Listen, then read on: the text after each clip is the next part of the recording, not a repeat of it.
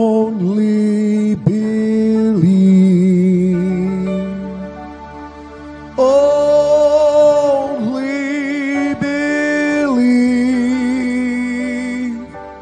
and all things are possible. Only believe. My Lord, I believe. Yes, I believe. My Lord, I believe Amen. that all things are possible. My Lord, I believe. And we all believe. My Jesus is here. My Jesus is here. And all things are possible.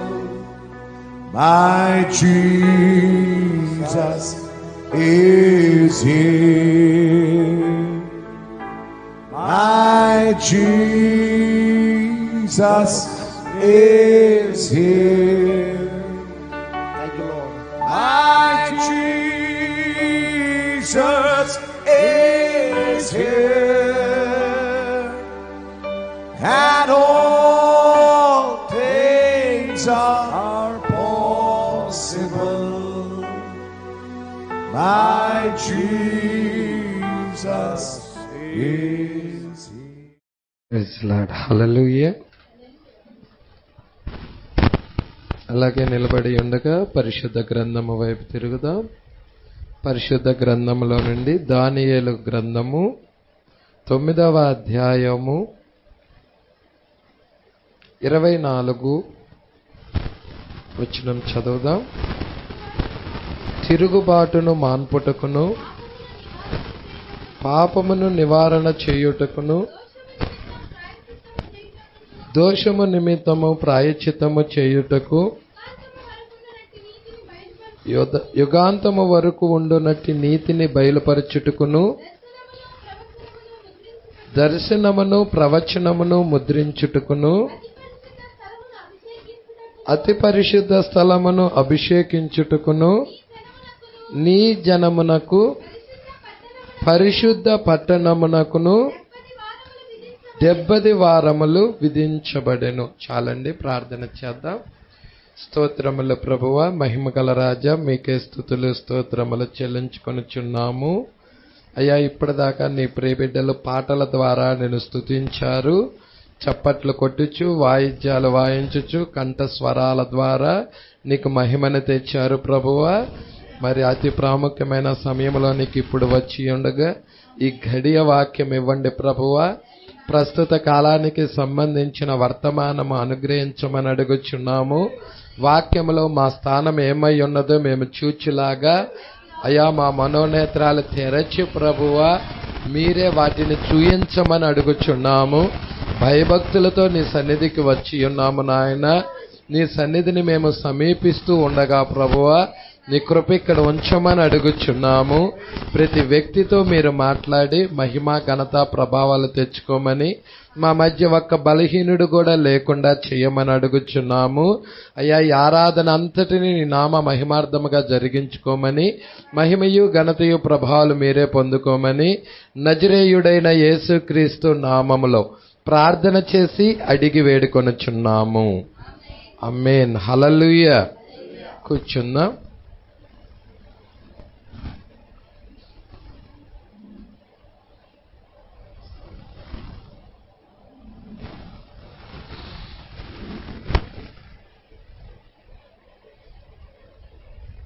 Praise Lord. Hallelujah. ఎంతమంది ఈ సమయంలో సంతోషంగా ఉన్నారు? దేవుడికి మహిమ కలుగును గాక. సంతోషంగా ఉన్నారని నమ్ముచున్నాను. చాలా ప్రాముఖ్యమైన అంశమును మనం ధ్యానం చేస్తున్నాం. దానియేలునకు గాబ్రియేలు యొక్క సూచనలు. దేవుడికి మహిమ కలుగును గాక. మరి 130 130వ పేరా వైపుకి తిరగాలని ఆశించుచున్నాం. 130గా 129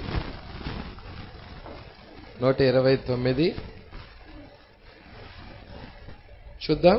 129 నుండి చూద్దాం.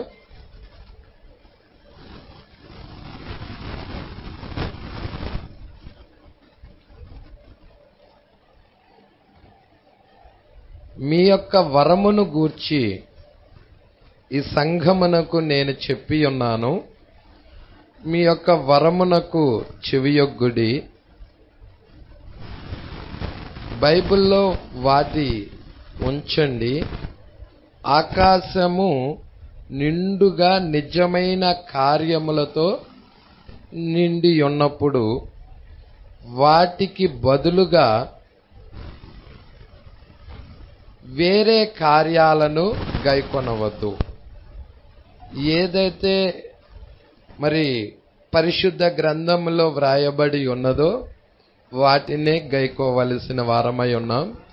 నిజమైన కార్యములను మనము గైకొని వేచియుందుము.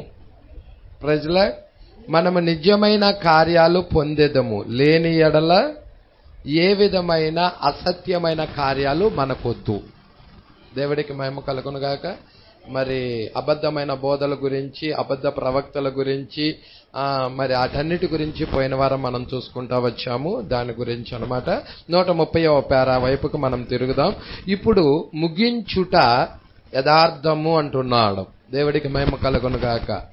ఇప్పుడు ముగించుట యథార్థము. ఇజ్రాయేలు తమ మాతృభూమిలో ఉన్నప్పుడే దేవుడు వారితో వ్యవహరిస్తాడు. దేవుడికి మహిమ కలుగును గాక.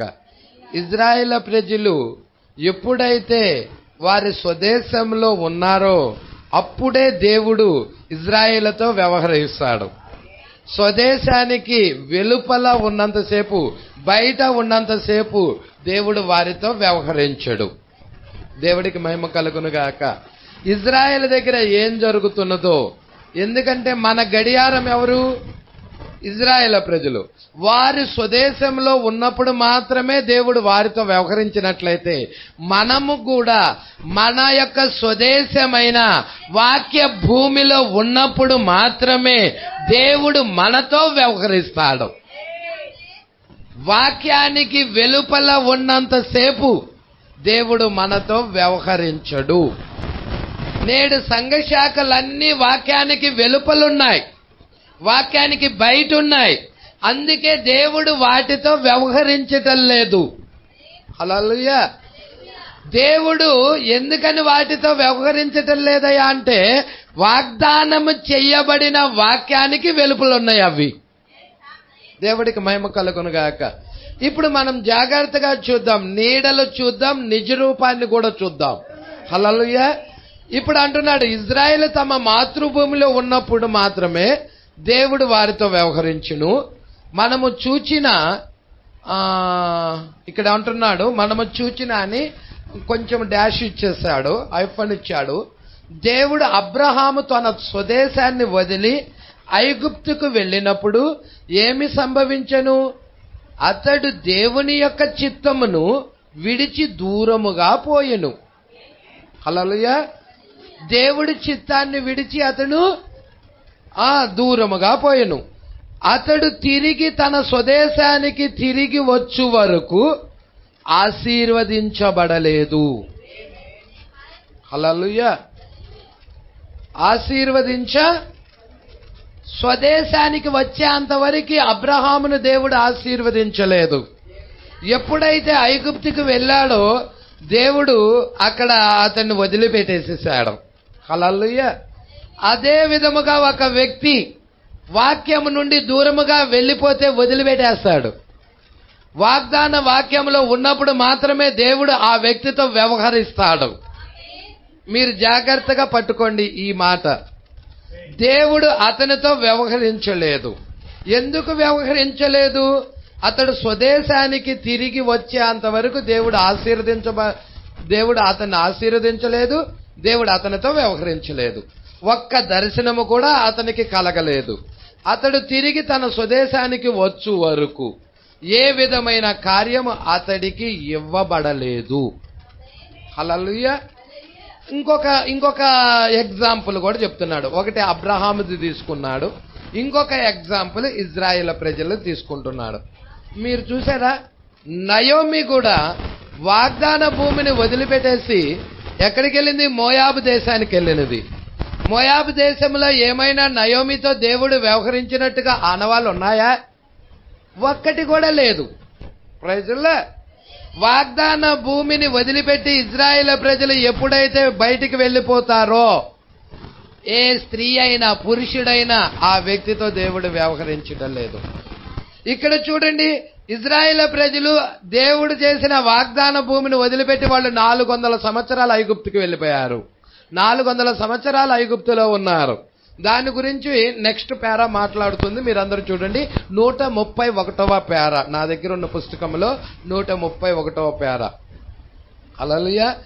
ఇజ్రాయేలును గమనించి చూచిన ఎడల వారు ఐగుప్తుకు పంపబడినప్పుడు ఆ 400 సంవత్సరాలు వారి మధ్య ఏ ఒక్క కార్యము సంభవించలేదు.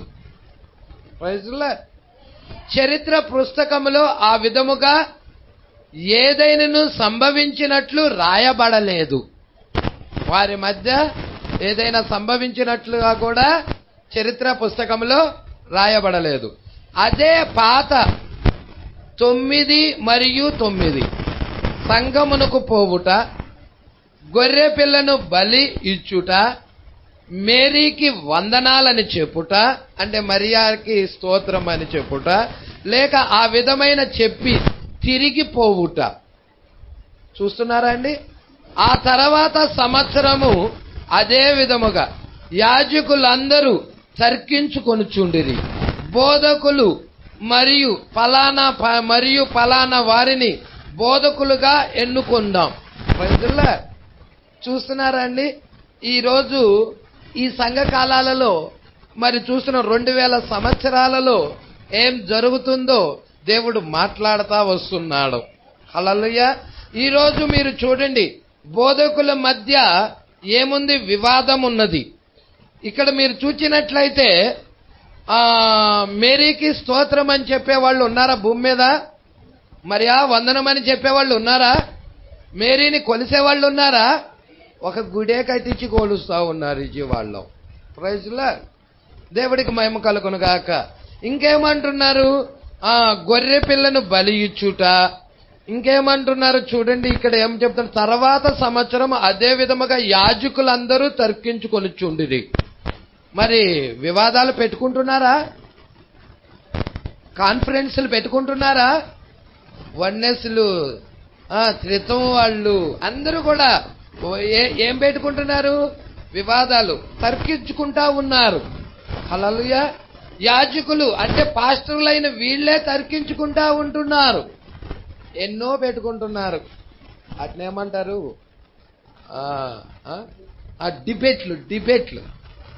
డిబేట్లు. దేవుడికి మహిమ అంటే తర్కించుకోవటం. దేవుడికి మహిమ కలుగునుగాక. హల్లెలూయా. ఇంకేమంటున్నాడో చూడండి, యాజకులందరూ తర్కించుకొనిచుండిరి. బోధకులు మరియు డాష్ ఇచ్చాడండి. 1 2 3 4 5 6 డాషులు దాకా ఇచ్చాడు. హల్లెలూయా. ఫలానా మరియు ఫలానా వారిని బోధకులుగా ఎన్నుకుందాం మనం. ఆ వ్యక్తి ఎన్నుకునే ముందు బాగా థియాలజీ నేర్చుకొని ఉన్నాడా? మంచి చదువుకొని ఉన్నాడా? మంచి విద్యాభ్యాసం అభ్యసించి ఉన్నాడా? హల్లెలూయా. ఇలాంటి వ్యక్తిని మనం ఎన్నుకున్నాం బోధకులుగా. చూడండి, మీరే చూడండి, ఇక్కడ జాగ్రత్తగా పట్టుకోండి. ప్రవక్త ఏం చెప్తున్నాడో చూడండి. మరి ఫలానా మరియు ఫలానా వారిని బోధకులుగా ఎన్నుకున్నాం. అతనికి మంచిగా చదువు అనేది ఉన్నదా? ఐగుప్తీల గురించి అతనికి అధికంగా తెలియను. మీకు తెలియనా? మొదటి కార్యం ఏదనగా ఐగుప్తీలు కూడా అదే విధమైన కార్యాల్లో ఉండిరి. నేడు సంఘము ఎలాగున్నదో ఐగుప్తీలు కూడా అదే విధమైన కార్యాల్లో ఉండిరి. మనము ఎన్నుకోవలసింది బాగా చదువుకున్న వ్యక్తిని కాదు. హల్లెలూయా. చదువుకి పరిశుద్ధ గ్రంథానికి సంబంధమే లేదు అసలు. చదువు రానివాడు పరిశుద్ధ గ్రంథం చెప్పడంటావా? బోధించడంటావా? చదువుకున్నవాడు మాత్రమే బోధించగలడా? ఇది పేతురుకి ఏ చదువు ఉందో చెప్పు నాకు. హల్లెలూయా. ఇది నీకు కావలసింది చదువు కాదండి, ప్రత్యక్షత కావాలి. హల్లెలూయా. ఇప్పుడే మరి ఈరోజు ఒక కొటేషన్ పంపించారండి, నేను మీకు చదువుతాను. హల్లెలూయా. దాన్ని నేను మీకు చదివి వినిపించడానికి ఇష్టపడుతున్నాను. హల్లెలూయా. దేవుడికి మహిమ కలుగును గాక.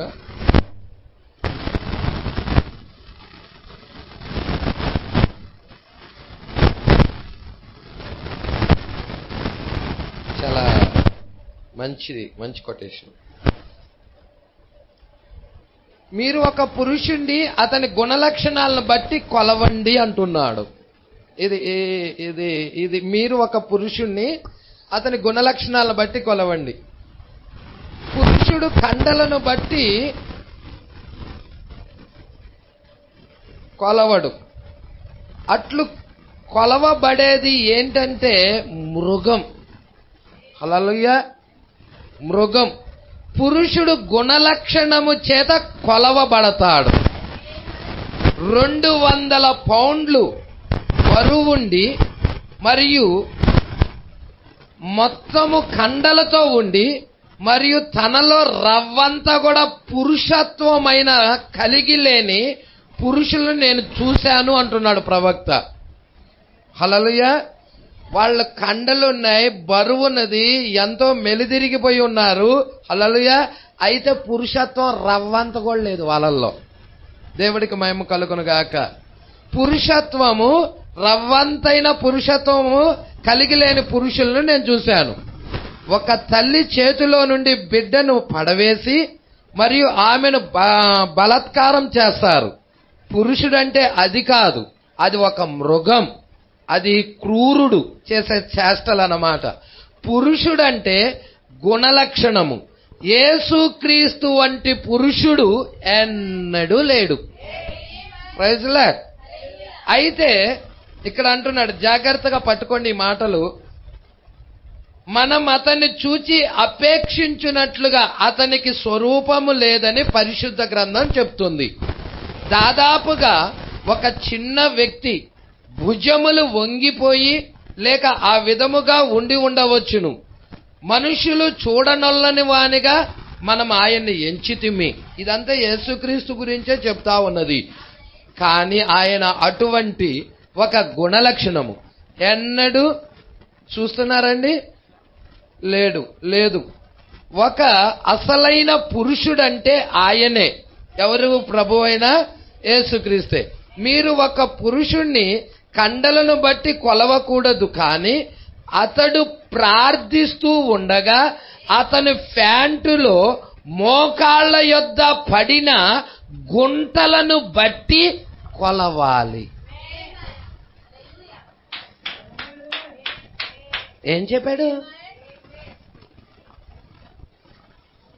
ప్యాంటు దగ్గర ప్రార్థిస్తున్నప్పుడు మోకాళ్ళ దగ్గర పడిన గుంటలను బట్టి కొలవాలి. ఎంతమంది ప్రార్థిస్తున్నారు అలా? ఎంతమంది మోకాళ్ళ మీద ప్రార్థనలో నిలబడి ఉన్నారు? ఇప్పుడు ఈ కొటేషన్ గనక మనం చూసుకుంటే రాసులో పెట్టి తోస్తాడు ఈ లేఖనాన్ని బట్టి. ఎంతమంది నిలబడతారండి మనలో? నువ్వు త్రాసులో తూచగా తక్కువగా కనబడితివి అన్నాడు దానియేలు దగ్గర. చూసారా? బెల్షస్సర్ దగ్గర. అవునా? మరి మనకు ప్రార్థనా జీవితం లేనప్పుడు, మన ప్రార్థన కొలత వేసినప్పుడు, మనకు ఆ గుణలక్షణము లేనప్పుడు దేవుడు మనల్ని ఎత్తబాటులో తీసుకుంటాడంటవా? అందుకే అంటున్నాడు. ఏమంటున్నాడు? అతడు ప్రార్థిస్తూ ఉండగా అతని ప్యాంటులో మోకాళ్ల యొద్ద పడిన గుంటలను బట్టి కొలవాలి. ఆ విధముగా మీరు ఒక పురుషుణ్ణి అతని గుణలక్షణాలను బట్టి కొలవండి, అది వాస్తవము అంటున్నాడండి. హల్లెలూయా. మరి మీరు చూసారా? ప్రకటన 11:1 చదవండి. ప్రకటన 1:11 నుండి.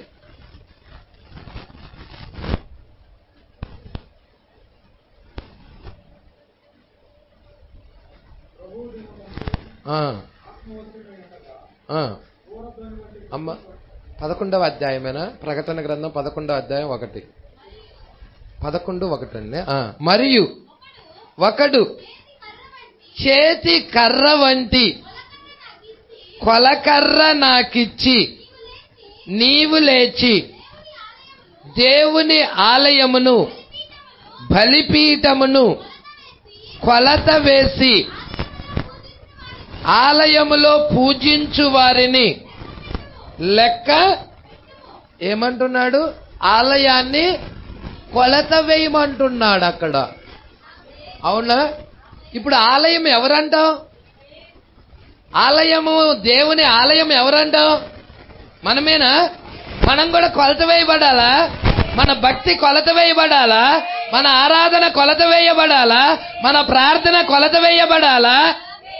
నిజంగా కొలత వేయబడాలి. Praise the lord.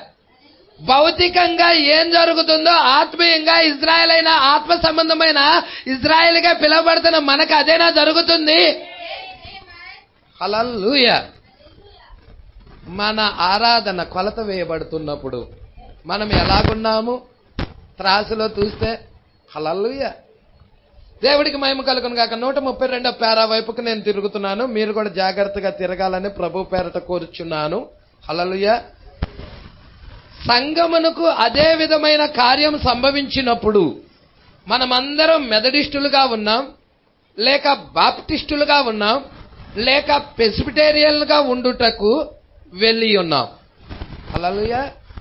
అంటే వాక్యము నుండి దూరముగా వెళ్ళిపోతా ఉన్నాం. అబ్రహాము ఎలా దూరంగా వెళ్ళిపోయాడో, 400 సంవత్సరాలు ఇజ్రాయేల్ ప్రజలు ఐగుప్తుకి బానిసలుగా ఎలాగ వెళ్ళిపోయి ఉన్నారో, అలాగే అన్ని జనుల్లో 7 సంఘకాలాల్లో కూడా సంఘము వాక్యాన్ని వదిలిపెట్టి వెళ్ళిపోతా ఉన్నది. బాప్టిస్టులుగా వెళ్ళిపోతా ఉన్నాం, మెథడిస్టులుగా వెళ్ళిపోతా ఉన్నాం, పెంతెకోస్తు వాదిగా వెళ్ళిపోతా ఉన్నాం, ఆయా గుంపులుగా మనం వెళ్ళిపోతా ఉన్నాం. ఇక్కడ అంటున్నాడు ప్రెస్బిటేరియన్లుగా ఉండుటకు వెళ్ళి ఉన్నాం, మరియు హార్ట్ఫోర్ట్ నుండి పట్టభ్రద్దులమై ఉన్నాం. ఇంకేమంటున్నాడండి? విటన్ నుండి పట్టభ్రద్దులమై ఉన్నాం. ఎక్కడ నుండియో పట్టభ్రద్దులమై ఉన్నాం. హల్లెలూయా. మనకు ఒక పట్టా ఉన్నది, మనకు ఒక పిహెచ్డి ఉన్నది, మనకు ఒక థియాలజీ ఉన్నది, ఒక గుర్తింపు ఉన్నది. పట్టభద్రులమై ఉన్నాం. ఇక్కడ అంటున్నాడు జాబ్ జోన్స్ మనకు బిఏ డిగ్రీ పొంది ఉన్నాం, డిడి ఉంది, ఎల్ఎల్డీలు ఉన్నాయి. చూస్తున్నారా అండి? లేక వేరే దేనితో మనం కలిగి ఉన్నాం. నిజముగా ఒక క్రైస్తవుడికి కావలసింది ఇవి కావు, ఇవి కానే కావు. ఒక క్రైస్తవుడికి గుర్తింపు ఏంటో తెలుసా? ఒక క్రైస్తవుడు గుర్తింపు ఏమిటో తెలుసా? దేవుడిని అతడు వ్యక్తిగతంగా కలుసుకోవాలి, అగ్ని స్తంభాన్ని అతడు దర్శించాలి, దేవుణ్ణి ముఖాముఖిగా అతడు ఎరగాలి. అతడు చదువు వచ్చిన వాడైనా చదువు రానాడైనా గాని దేవుణ్ణి అతడు కలుసుకోవాలి. అది అతడి గుర్తింపు. నీకు బాగా ట్రైనింగ్ చేసి వచ్చావా, పిహెచ్డి ఉందా, ఎల్ఎల్డీలు ఉన్నాయా, ఏమైనా పట్టా ఉందా, ఇవేమి కావు. Praise the lord. కానీ లోకమంతా ఈ మాదిరిలో వెళ్తుంది, దేవుడు వాక్యం ఆ మాదిరిలో లేదు. Praise the lord. ఎందుకంటే ఈ లోక రాజ్యాలన్నీ నావి, నేను వాటిని నీకు ఇస్తానని యేసయ్య దగ్గర అపవాది చెప్పాడు. హల్లెలూయా. ఈ లోకమంతా చదువుతో, జ్ఞానముతో, విద్యతో మరి ఏం చేస్తా ఉన్నదంటే బైబిల్ ట్రైనింగ్స్ నేర్చుకొని, థియాలజీ నేర్చుకొని ఒక దేవుడికి బదులుగా 3 దేవుళ్ళుగా బోధిస్తా ఉన్నారు. హల్లెలూయా. మీరు ఇక్కడ చూడండి, బిఏ డిగ్రీ పొంది ఉన్నాం, డిడీలు పొంది ఉన్నాం, ఎల్ఎల్డీలు పొంది ఉన్నాం. ఇంకేమంటున్నాడు? డిడి, ఎల్ఎల్డి లేక వేరే దేనితో మనం కలిగి ఉన్నాం. అదంతయు ఏం చేయును? అసలు అదంతా ఏం చేస్తుంది? అదంతయు వెర్రి పని. ఏమంటావు ఇప్పుడు ప్రవక్తని? అదంతా వెర్రి పని అంటున్నాడు. నువ్వు డిగ్రీ కొను, నువ్వు పిహెచ్డీ చేయి, నువ్వు ఎల్ఎల్డీ చేయి, నువ్వు థియాలజీ నేర్చుకో, అదంతా వ్యర్థం అంటున్నాడు ప్రవక్త. వెర్రి పని అంటున్నాడు. అన్నాడా అండి? ఐగుప్తులో అదే విధంగా ఉన్నది. ఐగుప్తు ఎలా ఉన్నదో నేడు లోకము కూడా అలాగే ఉన్నది. హల్లెలూయా. దేవుడు లేకుండానే ఈ లోకపు విద్య మరి ఇలాంటి కార్యాలతో నిండి ఉండిరి. దేవుడు లేకుండానే ఈ లోకపు విద్య ఇలాంటి కార్యాలతో నిండిపోయి ఉన్నది లోకమంతా. విద్య గురించి నేను చెప్తున్నానండి. విద్య గురించి ప్రవక్త ఏమంటున్నాడంటే చదువుకోవటం అనేది వ్యతిరేకమని చెప్పటం లేదు ఆయన. దేవుడు లేకుండా ఉండటము వ్యర్థం అంటున్నాడు. మనం చదువు ఉన్నా చదువు లేకపోయినా, చదువు అనేది దేనికండి? ఈ లోకంలో నీకు ఏదైనా ఒక మంచి ఉద్యోగం కొరకో, మంచి ప్రాపర్టీ కొరకో, అందువరకే కానీ చదువు అనేది మనకి దేవుడి రాజ్యాన్ని తీసుకొని వెళ్ళేదండి. అది ఎక్కడైనా చదువు అనేది దేవుడి రాజ్యానికి తీసుకెళ్లేది అని గుణలక్షణం ఎక్కడైనా చెప్పాడేమో చూపించండి నాకు. లేదండి. హల్లెలూయా. దేవుణ్ణి కలుసుకోవటానికి మోకాళ్ళ మీద ఉండాలి. అది మన గుణలక్షణమై ఉన్నది, ఒక పురుషతత్వమై ఉన్నది. నిజముగా జ్ఞానానికి విశ్వాసానికి పోటీ జరుగుతుంది. హల్లెలూయా. ఈ రెండు ఒకదానికొకటి వ్యతిరేకంగా ఉన్నాయి. జ్ఞానము, విశ్వాసం. విశ్వాసం అనేది దేవుడి దగ్గర నుండి వచ్చేది. ఈ లోక జ్ఞానము, సైన్స్, విద్య, టెక్నాలజీ అన్ని దేవుడి యొక్క వాక్యానికి వ్యతిరేకంగా నిలబడ్డాయి. నోవాహు దినాలలో నిలబడలేదంటావా? నోవాహు దినాలలో నిలబడ్డాయి అక్కడ వ్యతిరేకంగా. ఈ రోజు కూడా మరి 7వ తరగతి చదివిన ఒక వ్యక్తిని మరి దేవుడు తీసుకొని ప్రపంచానికి 7 సార్లు వెళ్లి చుట్టి సువార్త ప్రకటించాడు. శాస్త్రజ్ఞులకి అర్థము కాని విషయాలు, సైంటిస్టులకి అర్థము కాని విషయాలు, విద్య 7వ తరగతి చదివిన ఒక చిన్న వ్యక్తిని దేవుడు వాడుకున్నాడు. Praise the lord. ఈ రోజు మనము కూడా దేవుడి చేతిలోకి వెళ్ళినట్లయితే, ప్రవక్త ఎలా దేవుడి చేతిలోకి వెళ్ళి ఉన్నాడు అలా మనము కూడా దేవుడి చేతిలోకి వెళ్ళినట్లయితే నేడు మనలను కూడా దేవుడు వాడుకోగలడు. Praise the lord. ఈరోజు మనకి కావలసినది దేవుడి యొక్క ప్రత్యక్షత, బయలుపాటు, కన్నీటి ప్రార్థన, ఎక్కువగా ఏకాంత ప్రార్థన. గదిలోకి వెళ్ళి ఏకాంతముగా మన తప్పిదాల నిమిత్తము మనము ఏడవలసిన వారమై ఉన్నాము. అగ్ని స్తంభాన్ని మనం కలుసుకునేంత వరకే, ఆ దేవాది దేవుణ్ణి మన ముఖాముఖిగా కలుసుకునేంత వరకే, విశ్వాసైనా పాస్టర్ అయినా కానీ దేవుణ్ణి కలుసుకునేంత వరకే అతడు ప్రార్థనలో ఉండవలసిన వాడై ఉన్నాడు. ఇది దేవుడు యొక్క నియమం. మీకు తెలుసా, ఒక పిల్లవాడు ఆకలి అయినప్పుడు దేవుడు పెట్టిన నియమం ఏంటో తెలుసా? వాడు ఏడవటం. ఒక లోకంలో బాగా ఆ విద్యను అభ్యసించిన ఒక ఆయన ఇలాగ అన్నాడంట, ఒరే నేను నాగరికతకి, టెక్నాలజీకి నీ తండ్రి బాగా లోనైన వ్యక్తి, ఇదిగో నేను టెక్నాలజీ ద్వారాగా ఉయ్యాలలో నిన్ను పడుకోబెట్టి పైన ఒక గంట కడతాను, ఆ గంటకి ఒక తాడు వేలాడదీసి నీ ఉయ్యాల్లో వేస్తాను. మీ అమ్మ నీకు పాలు కావాలనుకున్నప్పుడు, మీ అమ్మని పిలవాలనుకుంటే నువ్వు ఈ తాడు అటు ఇటు ఊపు, గంట మోగిద్ది, అప్పుడు మీ అమ్మ వచ్చి నీకు పాలు ఇస్తుంది. ఇది ప్రవక్త చెప్పినదేనండి. ఇది ప్రవక్త చెప్పినదే. Praise the lord. అలాగా బిడ్డ ఆ తాడు పట్టుకొని ఊపుతాడా ఆకలి కోసం? దేవుడు పెట్టిన నియమం, ఆ నియమాన్ని మరిచిపోకూడదు. దేవుడు పెట్టిన నియమాన్ని మరిచిపోతే చనిపోతావు.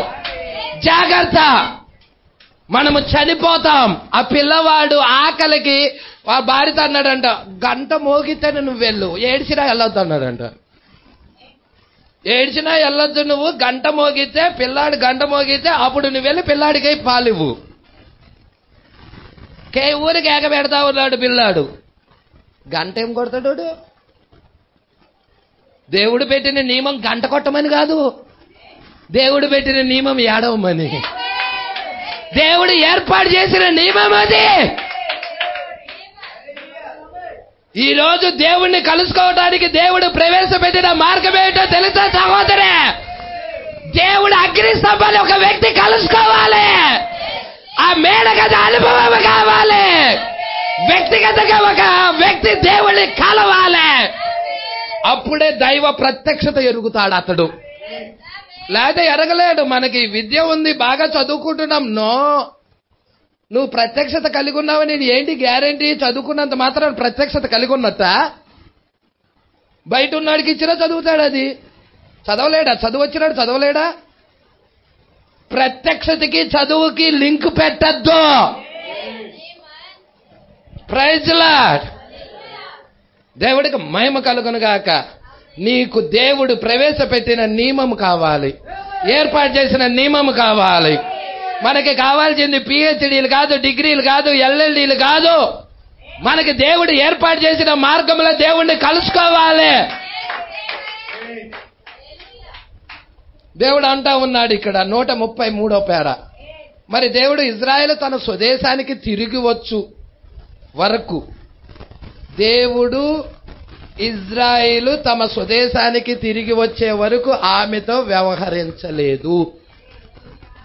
బయట ఉంటే వ్యవహరించడా పాస్టర్ గారు? వాక్యానికి వెలుపల ఉంటే వ్యవహరించడా పాస్టర్ గారు? నేడు సంఘ శాఖలన్నీ వాక్యానికి వెలుపలే ఉన్నాయి. హల్లెలూయా. దేవుడు మాతో మాట్లాడాలని అక్కడ ఉన్న ప్రజలు చెప్తున్నారు. ఇప్పుడు అక్కడ ఉన్న ప్రజలు చెప్తున్న మాట సత్యమా? దేవుడు వాక్యంలో నేను వ్యవహరించను అని చెబుతున్నా ఈ మాట సత్యమా? రెండింటినీ మీ మధ్యకి తీసుకొస్తున్నా. నేడు సంఘశాఖలు చెప్పరా, నాకు దేవుడు మాట్లాడాడు, నాతో ప్రవచించాడు, నాతో మాట్లాడుతున్నాడు చెప్పటం లేదా? హల్లెలూయా. దేవుడు చెప్తున్నాడు ఇజ్రాయేలు తమ స్వదేశానికి తిరిగి వచ్చు వరకు ఆమెతో వ్యవహరించలేదు. అవునా కాదా అండి? ఇక్కడ అంటున్నాడు, నాకు చెవియొగ్గుడి వినుడి, ప్రభువు సెలవిచ్చుచున్నాడు, ఈ కాలపు వర్తమానమైన తన స్వదేశానికి తిరిగి సంఘం వచ్చే వరకు దేవుడు తన సంఘముతో వ్యవహరించడు.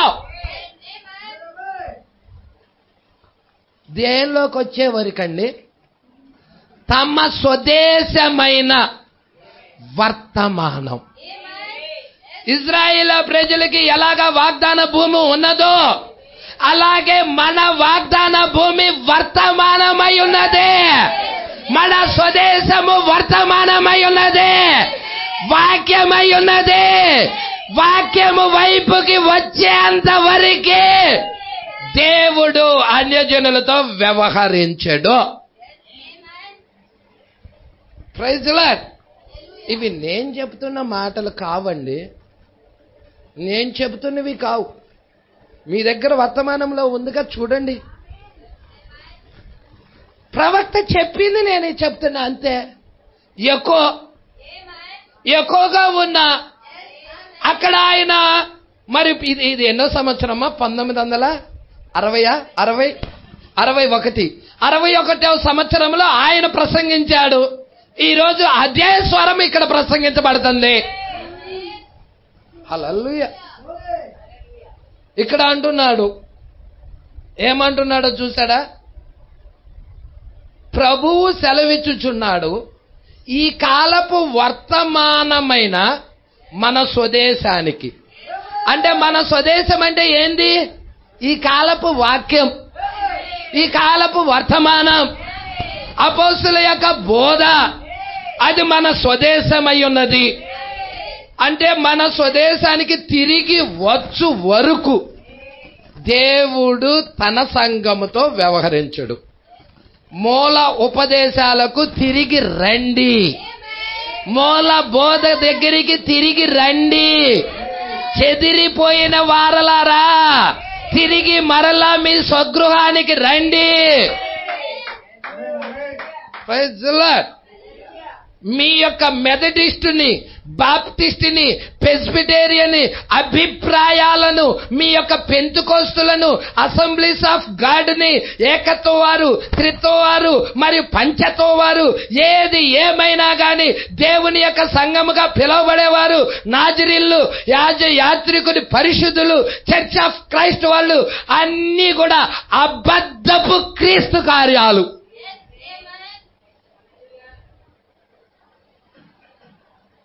నేనేం చేసేసలేదు, నేననలేదు ఆ మాట, నా ప్రవక్త చెప్పాడు, అది దేవుని మాట. అవన్నీ అబద్ధపు క్రీస్తు కార్యాలు. ఏంటి పాస్టర్ గారు, అక్కడ దేవుడు వ్యవహరించడా? ఇప్పుడు ఇవన్నీ సంఘశాఖలేనండి, పేర్లు చెప్పింది మత శాఖ సంస్థలండి. అవన్నీ అబద్ధపు క్రీస్తు కార్యాలు. మరి అబద్ధపు క్రీస్తు కార్యాల్లోకి వెళ్ళిపోయి నువ్వు ఏం సంపాదిస్తావు, ఏం పొందుకుంటావు? అందుకే కదా బయటకు రమ్మని పిలిచింది. ప్రవక్త స్వరం అది కాదా? ప్రవక్త వర్తమానం అది కాదా? అబద్ధపు క్రీస్తు సహవాసాల్లో నుంచి బయటికి రండి. దేవుడు తన ప్రవక్తను పంపించి, 7వ దూతను పంపించి ఆయన కేక పెడతా ఉన్నాడా? నా దాంట్లో అలాగే ఉంది. అబద్ధపు క్రీస్తు కార్యాలని ఉన్నాయి, అన్నీ అబద్ధపు క్రీస్తు కార్యాలు అని ఇక్కడ రాయబడి ఉంది. అలాగే ఉందా బ్రదర్? మీ దాంట్లో కూడా ఏమన్నా ప్రింటింగ్ మిస్టేకా? అలాగే ఉందా? ప్రింటింగ్ మిస్టేక్ ఏం కాదు, అలాగే ఉంది. ప్రజల ఎక్కడి నుండైనా గాని వాక్యము నుండి తొలగిపోయిన ఒక సంఘాన్ని దేవుడు లేపినట్టు ఎక్కడ చరిత్రలో లేదు. దాని మీద ప్రవక్త ఆధారపడ్డాడు. హల్లెలూయా. నేటి సంఘ శాఖలన్నీ వాక్యమును వదిలిపెట్టేసేసాయి, వాక్యము నుండి దూరముగా తొలగిపోయి ఉన్నాయి. అందుకే ఒక దర్శనము గాని ఏమి లేవు, దేవుడు వ్యవహరించటం లేదు. హల్లెలూయా. అబ్రహాము ఎలాగా బయటికి వెళ్ళిపోయాడో, వాగ్దాన భూమిని వదిలిపెట్టి బయటికి వెళ్ళిపోయాడో, దేవుడు ఎలాగా అబ్రహాముతో వ్యవహరించలేదో అలాగే నేడు డినామినేషన్లతో కూడా అదే పరిస్థితి. అక్కడ ఉన్న జనులు తిరిగి వాగ్దాన దేశానికి వచ్చినట్లయితే, అబ్రహాం తిరిగి వచ్చినప్పుడు ఎలాగ దేవుడు అబ్రహాముతో మరలా వ్యవహారం జరిగించాడో అలాగా వ్యక్తులతో దేవుడు మరలా వ్యవహరిస్తాడో. తిరిగి వాగ్దాన భూమికి వస్తే ఏంటి పాస్టర్ గారు వాగ్దాన భూమి? ఈ కాలపు వర్తమానం, ఈ కాలపు వాక్యం, 7వ దూత తీసుకొచ్చిన వర్తమానం, 7వ సగకాలపు 7వ నక్షత్రం తీసుకొచ్చిన వాక్యం ఎద్దకి జనులారా తిరిగి మరలండని స్వరము కేక పెడతా ఉన్నది అంటున్నాడు. చూడండి, అవన్నీ అబద్ధపు క్రీస్తు కార్యాలు. ఇది తీసుకెళ్లి సంఘశాఖలో బోధిస్తే, ఎవడోరా నువ్వు మా దగ్గరికి వచ్చేసి మమ్మల్ని అబద్ధపు క్రీస్తు కార్యాలు అంటావట్రా? పాస్టర్ లోనకి వెళ్ళాడు, పాస్టర్ బయటకు వస్తాడో లేదో గ్యారెంటీ లేదు. ఏ సైడ్ రా ముందు వీడిని, ఏ సైడ్? అక్కడ ఉన్న స్పిరిట్ అది. వాళ్ళు సరి చేసుకోకపోగా ముందు వచ్చి బోధిస్తున్న వాడిని వేసేయండి. ఎక్కడ ఆత్మ ఇది? కయ్యూని దగ్గర ఉన్న ఆత్మ. హేబేల్ని వేసేసాడు కదండి, చంపలేదు హేబేల్ని. సేమ్ ఈరోజు స్పిరిట్ అది. సంఘశాఖ దగ్గర నువ్వు సత్యం తీసుకెళ్లి బోధించే వరకు ఏ సైడ్ బయటకు కూడా వచ్చేది ఉందో లేదో కూడా తెలియదు. Praise the lord. కానీ ఈ వాక్య పక్షాన నిలబడిన బిడ్డలకి దేవుడు ఎల్లప్పుడూ తోడుగా ఉంటాడు. షడ్రక్ మేషక్ అబేద్నెగోలకి దేవుడు తోడుగా ఉన్నట్లు నీకు కూడా దేవుడు తోడుగా ఉంటాడు. కాబట్టి ఏ సైడ్ రాడు దాకా తీసుకురాడు అనమాట. ఒకవేళ బుద్ధి వేసేసే లోపే ఈవిడ ఎత్తబాటులో తీసుకెళ్లిపోతాడు. ఎత్తబాటులోకి పరలోకానికి తీసుకొని వెళ్ళిపోతాడు అనమాట. హల్లెలూయా. సరే కొంచెం చూద్దాం. అవన్నీ కూడా అబద్ధపు కార్యాలు మరియు ప్రపంచము ఇది గుర్తించునని నేను అనుకొనుచున్నాను. ప్రపంచము మన ప్రవక్త ఒక దేశానికి ప్రవక్త కాదు, ప్రపంచానికే ప్రవక్త. హల్లెలూయా. ఏదో ఒక భారతదేశానికో కాదు, ఆయన ప్రపంచానికి ప్రవక్త అయి ఉన్నాడు. ఈ వర్తమానం ఇక్కడే కాదు, అమెరికాలో కూడా ఇదే వర్తమానం, జర్మనీలో కూడా ఇదే వర్తమానం, జపాన్ లో కూడా ఇదే వర్తమానం. ఏ దేశంలో ఉన్నా కానీ అందరికి ఇదే ఒకటే వర్తమానం. Praise lord. ప్రపంచం అంతటా వధువు సిద్ధపరచబడతా ఉన్నది. ఈ వాక్యము ప్రవక్త చెప్పిన వర్తమానం సత్యమని నమ్మే సహోదరీలు సహోదరులు ప్రపంచం అంతటా ఉన్నారు. హల్లెలూయా. ఇక్కడ నువ్వు ఎలాగ ప్రవక్త వాక్యానికి ఆమేన్ చెప్తున్నావో అలాగే ఇంగ్లాండ్ లో కూడా ఉన్నారు, అమెరికాలో కూడా ఉన్నారు, ఇతర దేశాల్లో కూడా ఉన్నారు. పట్టుకుంటున్నారా ఈ విషయాలు? జాగ్రత్తగా కొంచెం ముందుకెళ్దాం. ఏమంటున్నాడు? మరియు ప్రపంచము ఇది గుర్తించునని నేను అనుకొనుచున్నాను. బ్రాకెట్లో అంటున్నాడు, అబద్ధపు కార్యాలను, సమస్తము అసత్యాలే, సమస్తము దయ్యపు కార్యాలే, అన్ని దయ్యపు కార్యాలే. హల్లెలూయా. సమస్తము దయ్యపు కార్యాలే. ప్రతి ఒక్కొక్క దానిలో దేవుని జనులు ఉన్నారు, అక్కడ దేవుని ప్రజలు ఉన్నారు, అక్కడ వ్యవహరిస్తున్న ఆ వ్యవస్థ అంతా కానీ ఆ క్రమం అంతా దయ్యపు కార్యాలే. హల్లెలూయా. కానీ అక్కడ దేవుడి జనులు ఉన్నారు. స్వరం ఏం చెబుతుంది? పిలుస్తా ఉన్నది, నా ప్రజలారా దాని పాపములో పాలివారు కాకుండానట్లు, దాని తెగుల్లో ఏది మీకు ప్రాప్తించకుండానట్లు దాన్ని విడిచి బయటికి రండని స్వరము పిలుస్తుంది. అందరు ఎరుగుతారా అండి ఆ స్వరాన్ని? కోడి ఎలా ఎరిగిద్దో తెలుసా? శత్రువు వచ్చాడు, శత్రువు అనింది. అదే పక్షిరాజు ఎలాగెరిగిద్దో తెలుసా? అది నా తల్లి స్వరం, మధురమైన స్వరం, నా ప్రియుడి స్వరం అది అని పక్షిరాజు ఆ స్వరాన్ని గుర్తిస్తుంది. అదే మత శాఖలో ఉన్నాడైతే, సంఘ శాఖ వాడైతే హల్లెలూయా. ఓ కోడి ఏమనిదో తెలుసా? పక్షిరాజు చూడంగానే శత్రువు వచ్చాడు, రండి రండి రండి రండి అని కోడి పిల్లలన్నిటికీ చెప్పింది. హల్లెలూయా. యేసుక్రీస్తు శత్రువా? పరిశుద్ధాత్మ శత్రువా? వాక్యం శత్రువా? దేవుడికి మహిమ కలుగును గాక. కోడికి శత్రువేలేండి, కోడికి శత్రువే. దేవుడికి మహిమ కలుగును గాక. కానీ ఆ కోళ్ళ మధ్యలోనే పక్షిరాజు పిల్ల ఉంది. ఆ పక్షిరాజు పిల్లని బయటికి తీసుకొచ్చే వర్తమానం ఈ వర్తమానం అయి ఉన్నది. హల్లెలూయా. అలాగా బయటికి వచ్చిన వాళ్ళు ఉన్నారా ఇక్కడ? కోడి పిల్లల నుండి బయటికి వచ్చిన పక్షిరాజు పిల్లలు ఉన్నాయా?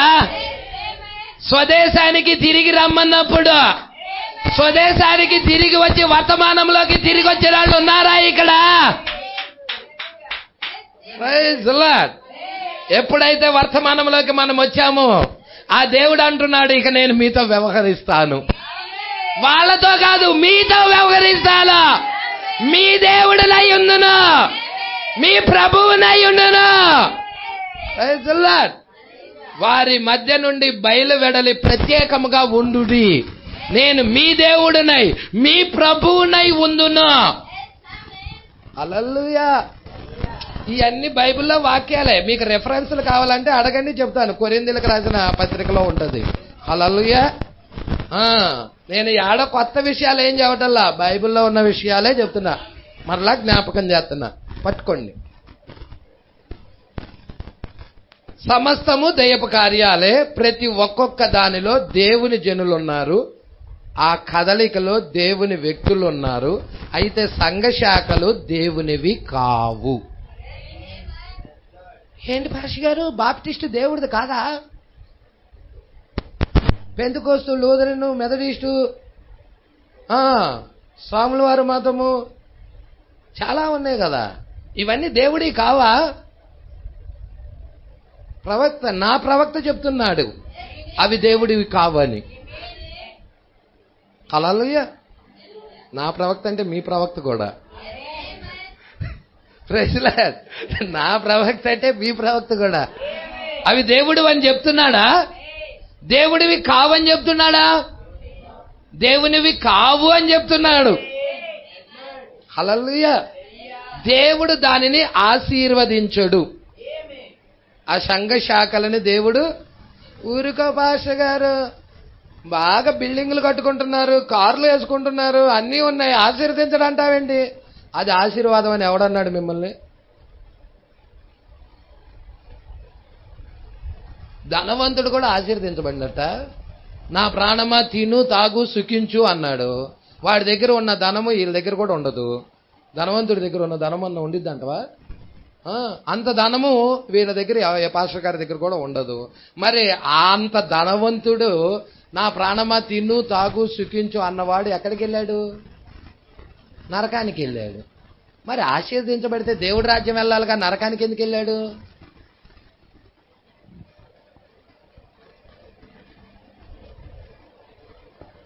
ఆశీర్వాదం అంటే ఏదో ఎరగాలి. నీ పాపము నుండి విడిపించేది ఆశీర్వాదమై ఉన్నది. నిన్ను ఆ యొక్క చెడు మార్గము నుండి తప్పించేది ఆశీర్వాదమై ఉన్నది. అగ్ని బాప్తిజం పొందుకోనేది, దేవుడిని కలుసుకునే అగ్నిస్తంభమైన దేవుణ్ణి కలుసుకునేది ఆశీర్వాదమై ఉన్నది. అవి హల్లెలూయా. దేవుడికి మహిమ కలుగునుగాక. పట్టుకుంటున్నారా అండి? ఈ లోక సంపద ఆశీర్వాదం అనుకోవాకండి, అది ఈ లోక సంబంధించినవే. పరలోకానికి ఇవి దేనికి పనికిరావు. హల్లెలూయా. పట్టుకుంటున్నారా అండి? కొంచెం ముందుకు చూద్దాం.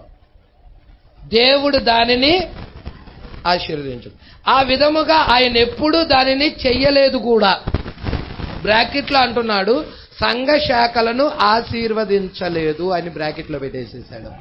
హల్లెలూయా. 134వ పేరా అండి.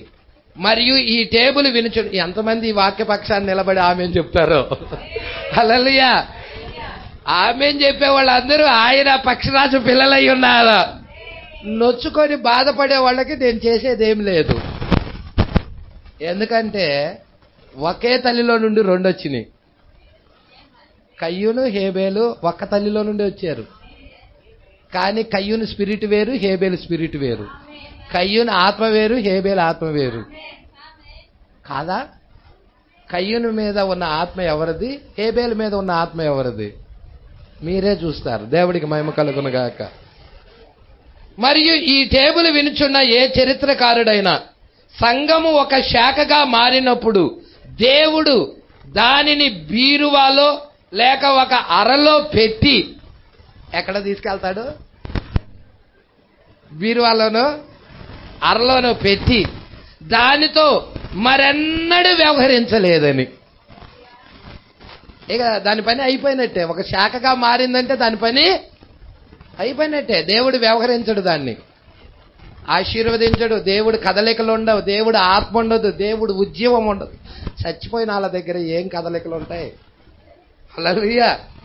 అలాగుంటుంది అనమాట. దేవుడికి మహిమ కలుగునుగాక. ఒక అరలో మరి చూసారా, చచ్చిపోయిన వాడిని ఏం చేస్తాం? ఒక పెట్టిలో పెడతాం. అలా పెట్టేసి దేవుడు కూడా ఈ సమస్తగా మారిన ఒక సంఘాన్ని, ఒక శాఖగా మారిన ఈ ఒక సంఘాన్ని తీసుకెళ్లిపోయి పెట్టిలో పెట్టి దానితో మరెన్నడూ వ్యవహరించలేదని. హల్లెలూయా. అట్లా కాదని నాకు వ్రాత మూలకంగా చెప్పవలెనని కోరుచున్నా. ఎక్కడన్నా దీవించాడేమో చెప్పండి అంటున్నాడు ప్రవక్త. ఎక్కడన్నా ఆశీర్వదించాడేమో చెప్పండి అంటున్నాడు ప్రవక్త. ఊరుకో భాష గారు, ఈరోజు ఎంతెంత డబ్బులున్నాయో, పెద్ద పెద్ద మందిరాలు ఉన్నాయి, పెద్ద పెద్ద పాలరాలతో కడుతున్నారు, ₹1,00,00,000 వేసి సంఘాలు కడుతున్నారు. ఆశీర్వదించబడలేదంటావేంటి? అదంతా ఆశీర్వాదం కాదు. హల్లెలూయా.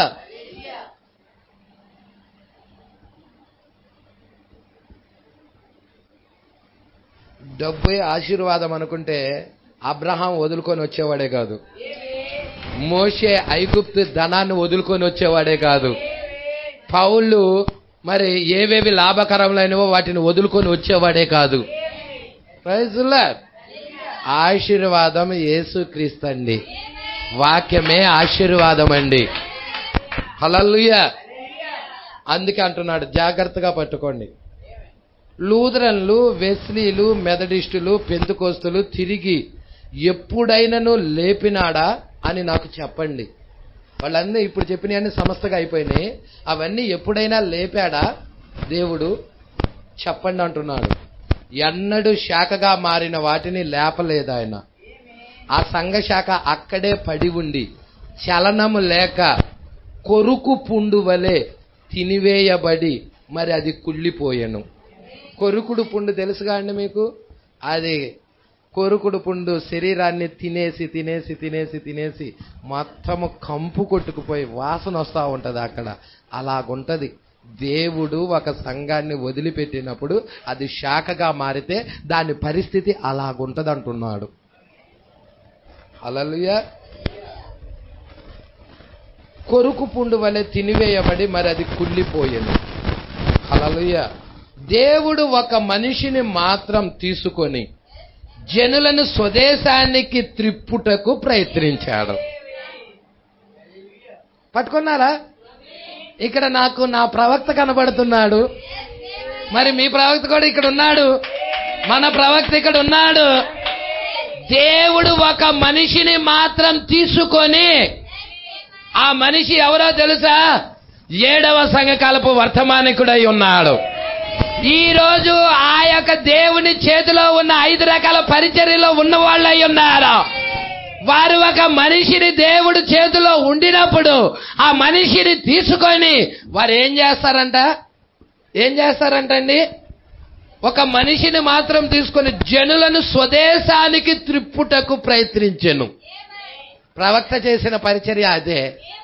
ఈరోజు వధువు చేసే పరిచర్య కూడా అదే. దేవుని చేతిలో ఉన్న నక్షత్రాలు చేసే పరిచర్య అవే. దేవుని నక్షత్రాలు చేసే పరిచర్య అదే అయి ఉన్నది.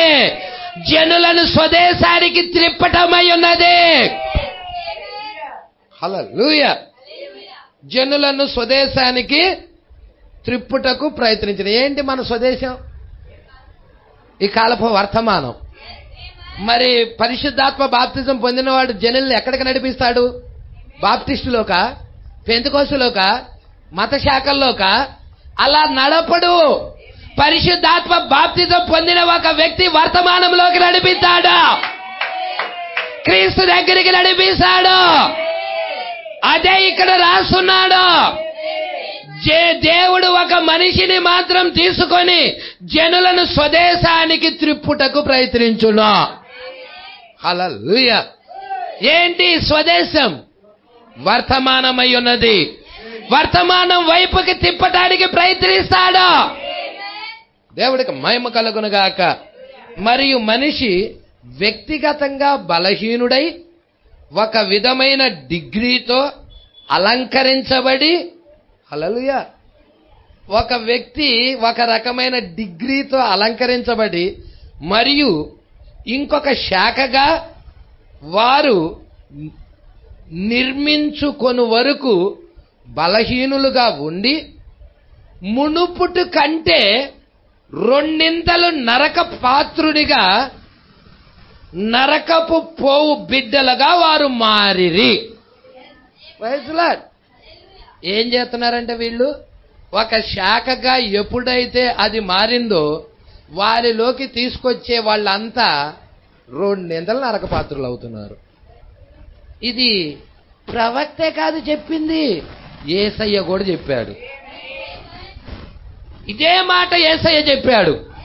ప్రవక్త ఇక్కడ ఏదైతే పలికాడో ఇదే మాట యేసుక్రీస్తు కూడా పలికాడు. ఏమని పలికాడో చూస్తున్నారా? ఆత్మ, పరిశుద్ధాత్మ ప్రవక్తలో ఉండి ఏం మాట్లాడుతుందో చూస్తున్నారా? బలహీనుడైన ఒక విధమైన డిగ్రీతో, హల్లెలూయా, మనిషి వ్యక్తిగతముగా బలహీనుడై ఒక విధమైన డిగ్రీతో అలంకరించబడి ఇక్కడే వచ్చేశాడు. ఒక విధమైన డిగ్రీతో అలా పిహెచ్డి కానీ, ఎల్ఎల్డి కానీ, థియాలజీ కానీ, ఏదో ఒక డిగ్రీ.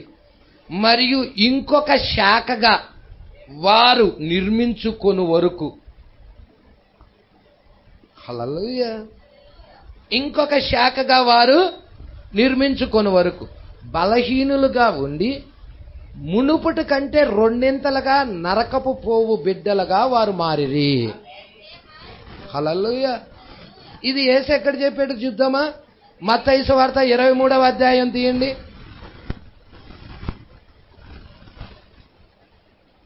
మత్తయి సువార్తలో ముద్రలు ఇప్పే ముందు ప్రవక్త మాట్లాడుతా ఉన్నాడు. హల్లెలూయా. యేసుక్రీస్తు అక్కడ ముద్రలు ఎన్నవ అధ్యాయంలో ఇప్పాడండి? 24. ఇక్కడ కూడా ప్రవక్త 63లో కదా ముద్రలు ఇప్పబడింది ప్రవక్త దగ్గర. హల్లెలూయా. మరి ముందేనా, ముద్రలకు ముందేనా? ఇక్కడ కూడా చెప్తుంది, అక్కడ కూడా అంతే. మీరు చూస్తున్నారా? 23:15. అయ్యో వీరే డినామినేషన్ వాళ్ళు, వేషధారులైన శాస్త్రులారా, పరిసయ్యులారా, ఒకరిని బాప్టిస్ట్ గానో, పెంతెకోస్తు గానో, లోదరన్ గానో, సిఎస్ఐ గానో, ఇంకొక విధంగా ఏదో ఒక విధంగా మీ మతములో కలుపుకొనుటకు మీరు సముద్రమును భూమిని చుట్టి వచ్చెదరు. అతడు కలిసినప్పుడు అతన్ని మీకంటే రెండింతలు నరకపాత్రునిగా, అదే కదా ఇక్కడ కూడా చెప్పింది. సంగమా ఎంతమంది పట్టుకుంటున్నారో, వాక్యాన్ని ఎంతమంది ప్రేమిస్తున్నారో? అయ్యో లాలించటం అనుకున్నాను, జోకొట్టడం అనుకున్నా. కాదు కాదు సహోదరుడా, ఖండించుము, గద్దించుము, బుద్ధి చెప్పుము. Praise lord. ఇక్కడ చూసారా వర్తమానము ఏం చెప్తుందో? వాడిని రెండింతలుగా నరకపాత్రుడిగా చేస్తున్నారన్నాడు. యేసు అదే చెప్పాడు, ప్రవక్త కూడా అదే చెప్తున్నాడు. హల్లెలూయా. నరకపాత్రుడిగా ఉన్న వారిని బయటికి లాగే డ్యూటీ నీది. హల్లెలూయా. ప్రవక్త చేతన పరిచర్య అది, వధువు చేతన పరిచర్య అది. 135వ పేర. అయితే ఎక్కడో ఒక చోట నిశ్చయముగా యెహోవా తనకంటూ ఒక వ్యక్తిని ఏర్పరచుకొనును. దేవుడు ఒక వ్యక్తిని ఎక్కడో ఒక చోట ఏర్పరచుకొనే ఉన్నాడు. ప్రతి కాలములో దేవుడు ఏర్పాటు చేసుకున్న జనులున్నారు. ఈ చివరి దినములో కూడా దేవుడు ఏర్పరచుకున్న ప్రజలు ఉన్నారా? ఉన్నారు. హల్లెలూయా. ఆయన ఆ వ్యక్తిపై చేతులు ఉంచును. అతడు ఆ భక్తిహీనుల సంఘ శాఖలతో రాజీ పడడు. పడతాడా? రాజీ పడి కలిసిపోతాడా? రాజీ పడడు. ఎవరు? దేవుడి చేత పిలవబడిన సేవకుడు, దేవుడి చేతిలో ఉన్న వ్యక్తి ఎంత మాత్రము ఆ భక్తిహీనపు సంఘ శాఖలతో రాజీ పడడు. అతడు జనులను యేసుక్రీస్తు అను బండ వైపుకు త్రిప్పును. అది నిజమైన పెంతెకోస్తుకో మరియు అది నిజమైన పరిశుద్ధాత్మ వైపుకో త్రిప్పును. అదే విధమైన సూచనలతో మరియు నిజమైన అద్భుతాలతో నిశ్చయముగా ఎటువంటి హింసలలోనైనా పడిపోని. Praise the Lord. హింస వచ్చినా గాని వారు పడిపోరిక, శ్రమ వచ్చినా గాని వారు తొలగిపోరక, ఆ పునాది మీద, బండ మీద కట్టబడ్డారు వాళ్ళు. ఆ ప్రత్యక్షత మీద పొందుకున్నారు వాళ్ళు. వాళ్ళ ఆ వాక్యం నుండి తొలగిపోయే వాళ్ళు కాదు. హల్లెలూయా. వాళ్ళు ఎలాంటి వాళ్ళో తెలుసా? ప్రభువా, మేము ఎవరి యొద్దకు వెళతాము? నీవే నిత్య జీవపు మాటలు గలవాడువని మేము విశ్వసించి ఎరిగి ఉన్నామని చెప్పే జనులై ఉన్నారు వాళ్ళు. ఈ కాలపు వర్తమానంలో ఉన్న జనులై ఉన్నారు వాళ్ళు. హల్లెలూయా. పేతురే కాదండి, ఈ కాలంలో కూడా ఒక వధువు ఉన్నదండి. వాక్య పక్షాన నిలబడి వాక్యాన్ని ప్రేమించి వాక్యాన్ని హత్తుకొని ఎంత మాత్రము కూడా సంఘ శాఖలతో రాజీ పడకుండా నిలబడే ఒక వధువు ఉన్నదండి. Praise the lord.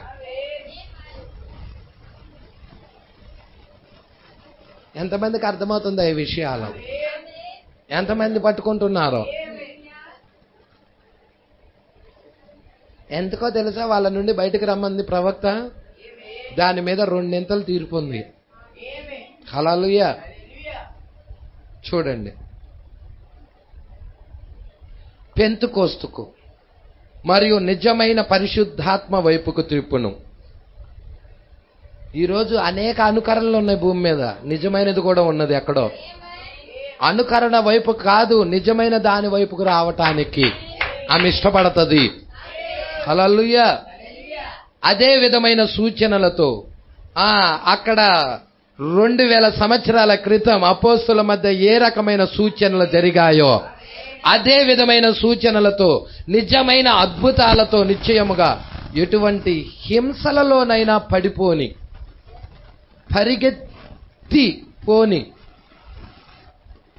నిరాకరింపక క్రింద పడి పోకుండా ఉండు, మరియు ఏ ఇతర కార్యాలతో ఓడిపోని ఒక వ్యక్తి ఎక్కడో ఆయనకు కలడు. ఎవరికి కలడు ఆయన? దేవునికి. హల్లెలూయా. రాజీ పడని వ్యక్తి, కలవని వ్యక్తి, ప్రత్యేకించుకున్న వ్యక్తి, దేవుని చేతుల్లో ఉన్న వ్యక్తి ఎక్కడో ఉన్నాడు. హల్లెలూయా. మరి ఆయనే ఈయన మాత్రమే కాదు, ఇక్కడ వధువు కూడా ఒక ఆమె ఉన్నది.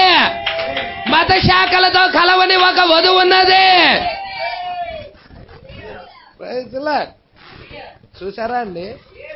సంఘానికి సాదృశ్యముగా ఉన్నాడు. ప్రవక్తలు సంఘానికి సాదృశ్యముగా ఉన్నారు. ప్రవక్తలకి ఏమి జరుగుతుందో సంఘానికి కూడా అదే జరుగుతా ఉన్నది. మరి బయటికి పిలువబడిన వారిని సంఘమని పిలుస్తారు. మరి మత శాఖ నుండి, ఐగుప్తు నుండి బయటికి వచ్చిన మనకి ప్రవక్త జీవితంలో ఏం జరిగినదో, ఎలా ప్రత్యేకంగా నిలబడ్డాడో వాక్యం కొరకు, అలా ఈమె కూడా నిలబడుతుంది. ఇజ్రాయేలు ఆమె స్వదేశానికి పోవు వరకు దేవుడు ఇజ్రాయేలును వ్యవహరించలేదు. ఇజ్రాయేలుతో దేవుడు వ్యవహరించలేదు, ఆశీర్వదించడు.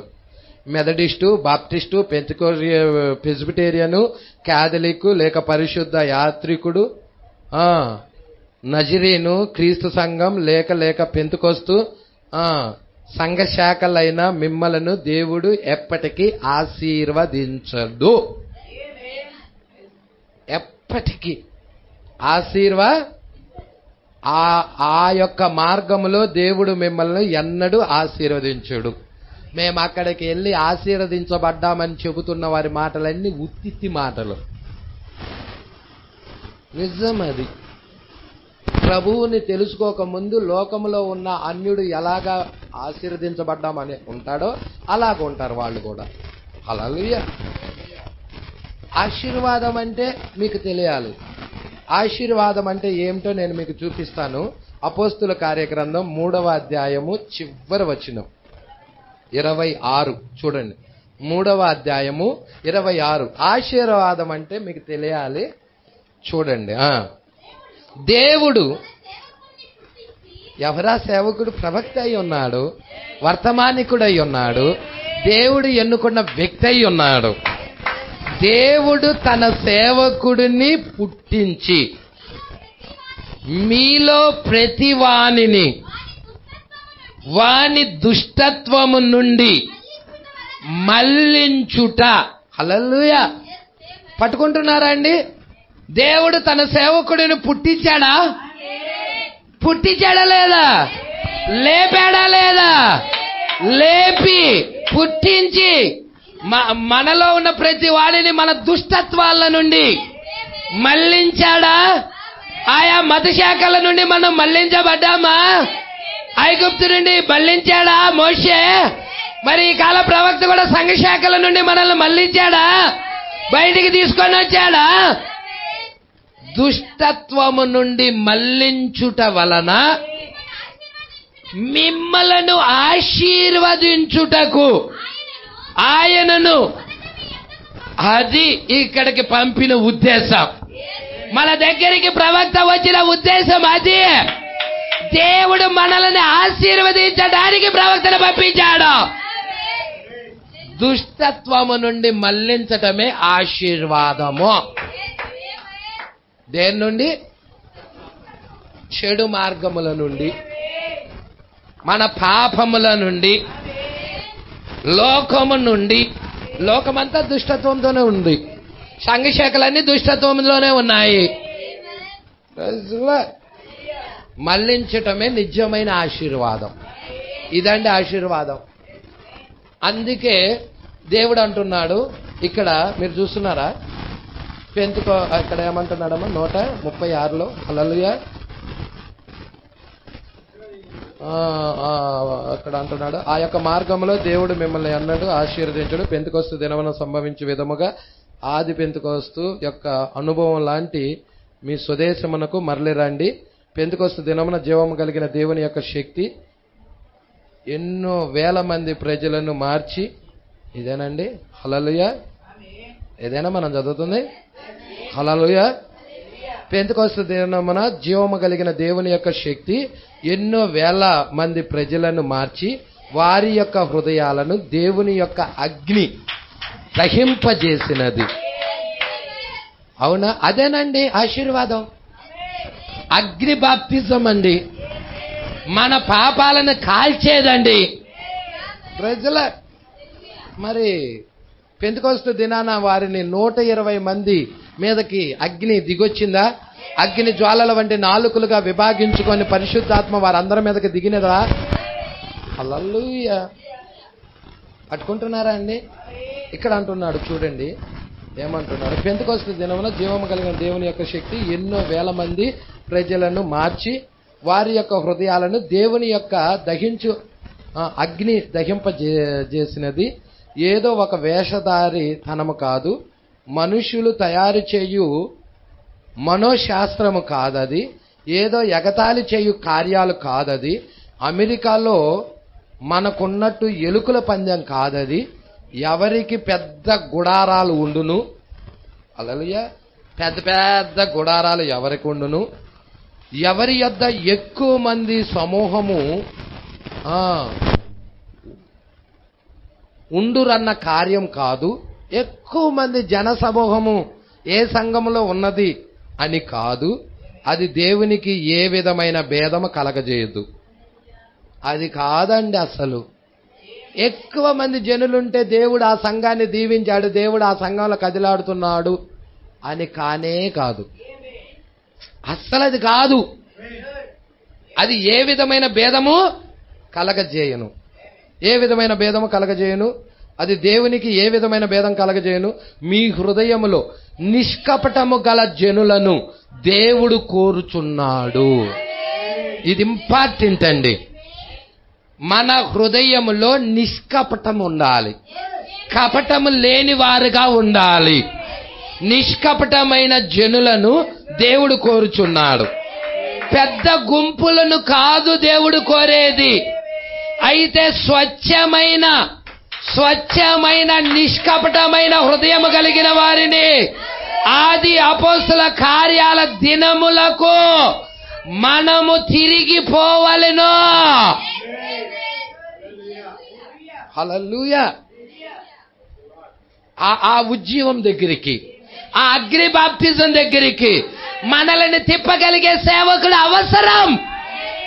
ఆ అది నిజంగా దేవుడి చేత పంపబడిన సేవకుడైతే అలాగా ప్రజలని అగ్ని స్తంభం వైపుకి, వెలుగు వైపుకి తిప్పుతాడు. Praise the lord. మరప్పుడు మనము ఎలుకల పరుగు పందెము వలె ఇక్కడ పరుగిడుచున్నాం. ఓ ప్రైజ్ ది లార్డ్. మీకు ఎక్కువ గుంపు కలరా, మాకు ఎక్కువ గుంపు కలరా అని. ఎందుకు? దేవోపయోగం. వాళ్ళలో ఒక్క వ్యక్తి కూడా పరలోకం వెళ్ళలేడు అనుకో, ఎక్కువ గుంపు వల్ల ప్రయోజనం ఏంటి? హల్లెలూయా. యేసుక్రీస్తు భూమి మీద వచ్చినప్పుడు 11 మంది నిలబడ్డారు. హల్లెలూయా. పట్టుకుంటున్నారా అండి? ఎటువంటి ఎక్కువ మంది కలరా, ఎక్కువ మంది గుంపు కలరా అని. ఎటువంటి అవమానం అది? ఏంటి పాస్టర్ గారు, అవమానమా? ప్రవక్త అంటున్నాడు. అది ఎటువంటి అవమానం? ఖచ్చితంగా ఫిల్టరేషన్ జరుగుతుంది. యేసు సంఘంలో జరిగింది ఫిల్టరేషన్. వాక్యం బోధిస్తా ఉన్నాడు. నా శరీరం తిని నా రక్తం త్రాగితేనే నిత్య జీవం గలవాడు, అంచేతనే నేను వాడిని లేపుతాను అన్నాడు. అంతే. 70 మంది ఒక్కసారి వెళ్ళిపోయారు. యేసు సంఘములో జరిగిన కార్యం. ఈ 70 మంది బయట వాళ్ళు కాదు, ఆయన శిష్యులు. ఈ 12 మంది కాకుండా 70 మంది ఉన్నారు ఆయన శిష్యులు. ఆ శిష్యులుగా ఉన్న వారే 70 మంది వెళ్ళిపోయారు. ఎటువంటి ఫిల్టరేషన్! హల్లెలూయా. ఈరోజు మాది 3000 మంది, మరి 2000 మంది, 1000 మంది అని చెప్తున్న వాళ్ళ పరిస్థితి ఏంటి? ఇంకొక 1000 మందిని మన సంఘ శాఖలో మనం చేర్చుకొనగలిగిన ఎడల అది అవమానము. ఆయన మనుషులను సత్యానికి తిరగవల్లని కోరుతున్నాడు. మనుషులను పోగు చేయమని కాదు, సంఘంలో జనులను గుంపులుగా పోగు చేయమని కాదు, ఉన్న ప్రజలను సత్యము వైపుకు తిరగాలని, అగ్ని స్తంభము వైపుకు తిరగాలని, ఆ పెద్దుకొస్తు మేడగది అనుభవం వైపుకు తిరగాలని, ఆ యొక్క అగ్ని స్తంభాన్ని కలుసుకోవాలని దేవుడు కోరుతున్నాడు. హల్లెలూయా. ఇంకొక 1000 మందిని మన సంఘ శాఖలో మనం చేర్చగలిగిన ఎడల అది అవమానము. ఆయన మనల్ని సత్యమునకు తిరగవలెనని, ఆత్మీయ కార్యాలకు తిరగవలెనని, సత్యమైన జీవితమునకు తిరగవలెనని, క్రీస్తు నందున్న ఆ రహదారికి తిరగవలెనని, సత్యమునకు తిరగవలెనని కోరుచున్నాడు. మనము పోవుచున్న మార్గంలో ఆయన మనల్ని ఎట్లు ఆశీర్వదించగలడు? ఆయన చెయ్యడు. హల్లెలూయా. ఇరుకు మార్గం వచ్చేదాకా ఆయన చేయనే చేయడు. నువ్వు మార్గాన్ని ఇరుకు మార్గం వైపుకి ఎంచుకోవాలి. నిన్ను ఆశీర్వదించాలంటే, నీలో దేవుడు కదిలాడాలంటే, ఆ అగ్ని స్తంభము అనుభవం నీకు కావాలంటే లోకము నుండి నువ్వు వేరవ్వాలి, సంఘ శాఖల నుండి వేరవ్వాలి, ఆచారాల నుండి వేరవ్వాలి, సిద్ధాంతాల నుండి వేరవ్వాలి, మానవ కల్పిత బోధల నుండి వేరవ్వాలి. నిన్ను నువ్వు ప్రత్యేక పరుచుకోవాలి, వ్యక్తిగతంగా దేవుణ్ణి కలుసుకోవాలి. Praise the Lord. దమస్కా మార్గంలో సౌలు కలుసుకున్నట్లుగా, ఎబ్బేవు రేవు దగ్గర యాకోబు కలుసుకున్నట్లుగా, మండుచున్న పొద దగ్గర మోషే కలుసుకున్నట్లుగా వ్యక్తిగతంగా ఆ దేవుణ్ణి మనము కలవవలసిన వారమై ఉన్నాము. గ్రీన్స్ మిల్ ఇండియానాలో మన కాల ప్రవక్త ప్రభుదూతను కలుసుకున్నట్లుగా ఈ యొక్క మధ్యాహ్న కాల సమయంలో కూడా మనము కూడా దేవుణ్ణి కలుసుకోవలసిన వారమై ఉన్నాము. ఆయన అంటున్నాడు, వాగ్దాన భూమికి వారు తిరిగి వచ్చే వరకు ఆయన ఇజ్రాయేలును ఆశీర్వదించలేడు. ఆశీర్వదించాడా? ఆశీర్వదించలేదు. మరియు వారు వాగ్దాన భూమికి తిరిగి వచ్చినప్పుడు సూచనలు, అద్భుతాలు నెరవేరతొడిగాయి. హల్లెలూయా. వారి మధ్య మోషే అను పేరు గల వ్యక్తిని ఆయన పంపించాడు. ఈ మోషే ఏ కార్యాలతో వచ్చాడు? మెరుగైన వేదాంత శాస్త్రముతో వచ్చాడా? జ్ఞానముతో వచ్చాడా? బిఏ పట్టాతో వచ్చాడా? డిగ్రీతో వచ్చాడా? ఆయన వచ్చినా ఆయన ఎల్ఎల్డితో వచ్చాడా? పిహెచ్డితో వచ్చానా? యెహోవా యొక్క శక్తితో వచ్చాడు. Praise the lord. మనకి కావలసింది యెహోవా యొక్క శక్తే. ఇక్కడ నుండి స్వదేశానికి తిరిగి రండి అన్న వర్తమానముతో మోషే వచ్చాడు. ఓ చెదరగొట్టబడిన వారలారా, మీ యొక్క స్వదేశానికి తిరగండి. ఆమేన్. అది మోషే వర్తమానమై ఉన్నది. మరి మన కాలపు ఏలియా వర్తమానం ఏమై ఉన్నది? అదే వర్తమానమై ఉన్నది. పిల్లల యొక్క విశ్వాసాన్ని తిరిగి తండ్రుల తట్టుకి తిప్పేదై ఉన్నది. Praise the lord. ఇంచుమించు 2000 సంవత్సరాలుగా యూదులు వారి యొక్క స్వదేశాన్ని వదిలిపెట్టారు. అవునా అండి? భూమిపై ఉన్న 4 దిక్కులకు చెదిరిపోయారు వాళ్ళు. అవునా? ఇప్పుడు దీనిలోనికి విపులంగా పోవాలన్న అనేక వారాలు ఈ వర్తమానమును ఎట్లు చెప్పగలుగుచున్నాం? విపులంగా పోవాలంటే అనేక వారాలు పడుతుంది అంటున్నాడు ప్రవక్త. హల్లెలూయా. ఏదో ఒక్క గంటలో ముగిచేది కాదు, అనేక వారాలు, ఒక వారం కూడా కాదు, అనేక వారాలు పడుతుంది అంటున్నాడు. అంత అభిషేకం ఉంది అక్కడ, అంత ఆత్మ నింపుదలతో ప్రవక్త ఉన్నాడు అక్కడ. హల్లెలూయా. ఈ రోజు నాకు కూడా అటువంటి అభిషేకం ఇవ్వు ప్రభువా. ఎంతమంది కోరుతారు ఇక్కడ ఉన్న వాళ్ళలో? ఎంతమంది అడుగుతారు అలాంటి అభిషేకం కావాలని? హల్లెలూయా. అనేక వారాలు ఈ వర్తమానం ఎట్లు చెప్పగలుగుము? మెస్సియా అభిషక్తుని నిరాకరించిన పిదప ఇజ్రాయిలు రోమన్ సామ్రాజ్యం ద్వారా ఏ విధముగా చెదరగొట్టబడినదని మనము తిరిగి వెనక్కు పోయి చూపించవచ్చు. మొదటి రాకడ గురించి ప్రవక్త ఇక్కడ మాట్లాడుతున్నాడు. హల్లెలూయా. ఎందుకు మొదటి రాకడ గురించి మాట్లాడుతున్నాడు? మొదటి రాకడ ఎలా ఉందో రెండో రాకడ కూడా అలాగే ఉంది. మొదటి రాకడలో యూదుల దగ్గరికి, రెండో రాకడ అన్ని జనుల దగ్గరికి. Praise the lord. యూదులు ఎలాగ మెస్సియాన్ని త్రోసేశారో అన్ని జనులు కూడా అనేకులు ఈ కాలపు మెస్సియాని త్రోసేస్తున్నారు. మీకు తెలుసా మెస్సియా వచ్చాడని? హల్లెలూయా. మెస్సియా సూచన అన్ని జనులకు చూపించబడినదని. చూపించబడిందా పాస్టర్ గారు? చూపించబడినది. అవన్నీ మనం ఎరగవలసిన వారమై ఉన్నాము. యూదులకు మాత్రమే కాదు, మొదటి రాకడలో యూదులకు మాత్రమే చూపించబడాల, రెండవ రాకడలో అన్ని జనులైన మనకు కూడా మెస్సియా సూచన చూపించబడినది. హల్లెలూయా. ఇక్కడ అంటున్నాడు చూడమ్మా, జాగ్రత్తగా పట్టుకోండి. వాళ్ళు నిరాకరించిన పిదప, ఆ మెస్సియాని నిరాకరించిన పిదప ఇజ్రాయేలు రోమన్ సామ్రాజ్యము ద్వారా ఏ విధముగా చెదరగొట్టబడినది మనము తిరిగి వెనక్కు పోయి చూపించవచ్చు. ఆకాశము క్రింద ఉన్న ప్రతి ఒక్క దేశమునకు ఆమె ఎట్లు తరమ కొట్టబడెను. హల్లెలూయా. అక్కడ ఉన్న వాళ్ళ పరిస్థితి ఏం జరిగింది? పారిపోకుండా అక్కడే ఉన్న వాళ్ళ పరిస్థితి. మీరు చూశారు కదా, 5వ ముద్రకి 6వ ముద్రకి మధ్యలో నాశనకరమైన హేయ వస్తువు గురించి చెప్పేటప్పుడు మీరు పారిపోవుట చలికాలమందైనా విశ్రాంతి దినమందైనా కాకుండా ఉండాలని చూసుకోమని చెప్పలా? పారిపోమని దేవుడే చెప్తున్నాడు అక్కడ. అవి ప్రతిదండన దినాలేనా? ఉగ్రత దినాలేనా? మెస్సియాని త్రోసేసినప్పుడు వారి మీదకి తీర్పు వచ్చిన దినాలేనా?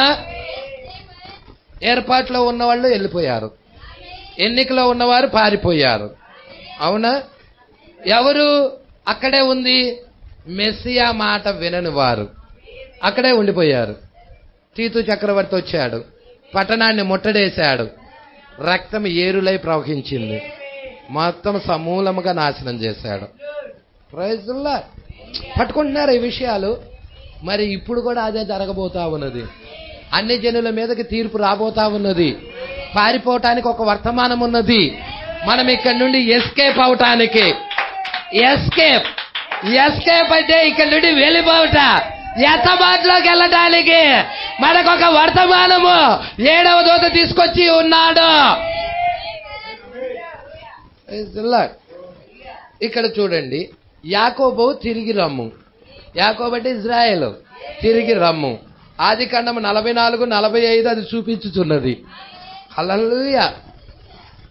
మీరు చూసారా? 44వ అధ్యాయము, 45వ అధ్యాయము, ఈ 2 అధ్యాయాలు జాగ్రత్తగా చదవండి. హల్లెలూయా. 45వ అధ్యాయం దగ్గరికి వెళ్ళేదలికే ఏం జరుగుతుందో చూడండి. మీకు తెలుసా, అక్కడ యోసేపు ఇజ్రాయేల్ అయిన తన సహోదరులకి, తన అన్నలకి బయలుపరుచుకుంటున్నాడా లేదా? అది ఎక్కడ జరిగేదో తెలుసా? దానియేలు 70 వారాలలో ఆఖరి అర్ధవారములో జరిగే కార్యమై ఉన్నది. ఇంకొంచెం లోతుకెళ్దామా? 7వ బోర కింద యూదులకి యేసుక్రీస్తు తన్ను తాను బయలుపరుచుకున్నట్లయితే, 7వ ముద్ర కింద అన్యజనుల్లో ఉన్న వధువుకి ఎత్తబడే ముందు ఇక్కడ కూడా ఆయన బయలుపరుచుకుంటాడా? హల్లెలూయా. అందుకే అది చాలా వారాలు పడుతుందండి. మీకు తెలుసా, మీకు 44వ అధ్యాయం దగ్గరికి వచ్చేసేదలకే అక్కడ బెన్యామీను కనపడతాడు. హల్లెలూయా. బెన్యామీను 1,44,000 మందికి సాదృశ్యమేనా? బెన్యామీను వధువుకు కూడా సాదృశ్యమేనా? ఇప్పుడు బెన్యామీను సంచిలో ఏముంచాడో తెలుసా? వెండి పాత్ర ఉంచాడు. వెండి పాత్ర. వెండి అంటే ఏంటో తెలుసా? విమోచన అయి ఉన్నది. ఈ రోజు వధువు యొక్క గోనె సంచిలో ఏముంచాడో తెలుసా? విమోచన కార్యాన్ని పెట్టి ఉంచాడు. సంగమే విషయాలు జాగ్రత్తగా మీరు పట్టుకోవాలని కోరుకుంటున్నాను. హల్లెలూయా. మీరు చూస్తున్నారా అండి? ఇక్కడ ఏమంటున్నాడో చూస్తున్నారా? ఆదికాండము 44-45 చూపించుతున్నది. అక్కడ ఆయన దేవుడు ఆ యొక్క గోత్రకర్తలను ఆశీర్వదించి మరియు వారికి చెప్పెను, కడపటి దినములో వారు ఎక్కడ ఉండేదరని. పక్షిరాజు యొక్క ఆత్మ, పక్షిరాజు యొక్క అభిషేకం, మరి వాళ్ళు ఎక్కడ ఉంటారో ఆదికాండం 49లో ఆశీర్వదించి వాళ్ళు ఏ ఏ ప్రాంతాల్లో ఉంటారో చెప్పాడా? హల్లెలూయా. ఇదంతా పక్షిరాజు యొక్క వర్తమానం. చూడండి, జాగ్రత్తగా పట్టుకోండి. ఆశీర్వదించి మరియు వారికి చెప్పాను, కడపటి దినాల్లో వారు ఎక్కడ ఉండేదరని. మరియు నేను ప్రతి ఒక్క ఇజ్రాయేల్ రాజ్యమును మీకు గుర్తించి చూపగలను. వారక్కడ ఏ రాజ్యములో ఉండేదరని చెప్పబడెనో ఆ ప్రతి ఒక్క ఇజ్రాయేల్ గోత్రం అక్కడే ఉన్నది. మరియు ఈరోజు మనం ఇక్కడ పట్టుకుంటున్నారా అండి? అంటే ఇజ్రాయేలు వారి భూభాగంలో ఎక్కడ దేవుడు వారిని పెట్టాడో అలాగా ఈరోజు మనం ఇక్కడ అని వదిలేశాడు ప్రవక్త. ఏమున్నది పాస్టర్ గారు అక్కడ? మీకు తెలుసా? జాగ్రత్తగా చూస్తున్నారా? వారి స్వాస్థ్యాన్ని యెహోషువ పంచాడు. ఇజ్రాయేల్ భూభాగాన్ని పంచి యెహోషువ ఇచ్చాడు. రూబేను నువ్వు ఇక్కడ ఉండాలి, షిమియోను నువ్వు ఇక్కడ ఉండాలి, లేవి నువ్వు ఇక్కడ ఉండాలి అని వాళ్ళ యొక్క భూభాగ వాళ్ళ స్థావరాలను అన్ని కూడా పంచి ఇచ్చాడు. అదే విధానంలో ఈరోజు మనము ఇక్కడ అన్నాడు. అవునా? అంటే మన భూభాగం ఏమై ఉన్నదో, మన మీద ఉన్న అభిషేకం ఏమై ఉన్నదో, మనము ఏ వర్తమానికుడి కింద ఉన్నామో అన్నీ కూడా ఈ కాలపు యెహోషువ మనకు కూడా పంచి ఇచ్చాడా?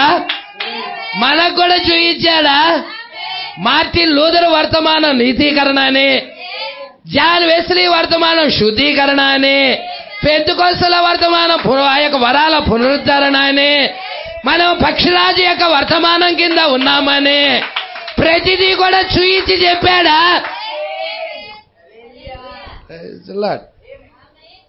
ఈ ఒక్క పేరాతో ముగించుకుందామండి. మనకు తెలిసిన ఆ యూదుడు, అతడు నిజమైన యూదుడు కాదు, పోయి ఇతర సంఘాలతో చేరకుండా, హల్లెలూయా, నిజమైన యూదుడు ఇతర సంఘాలతో చేరడు.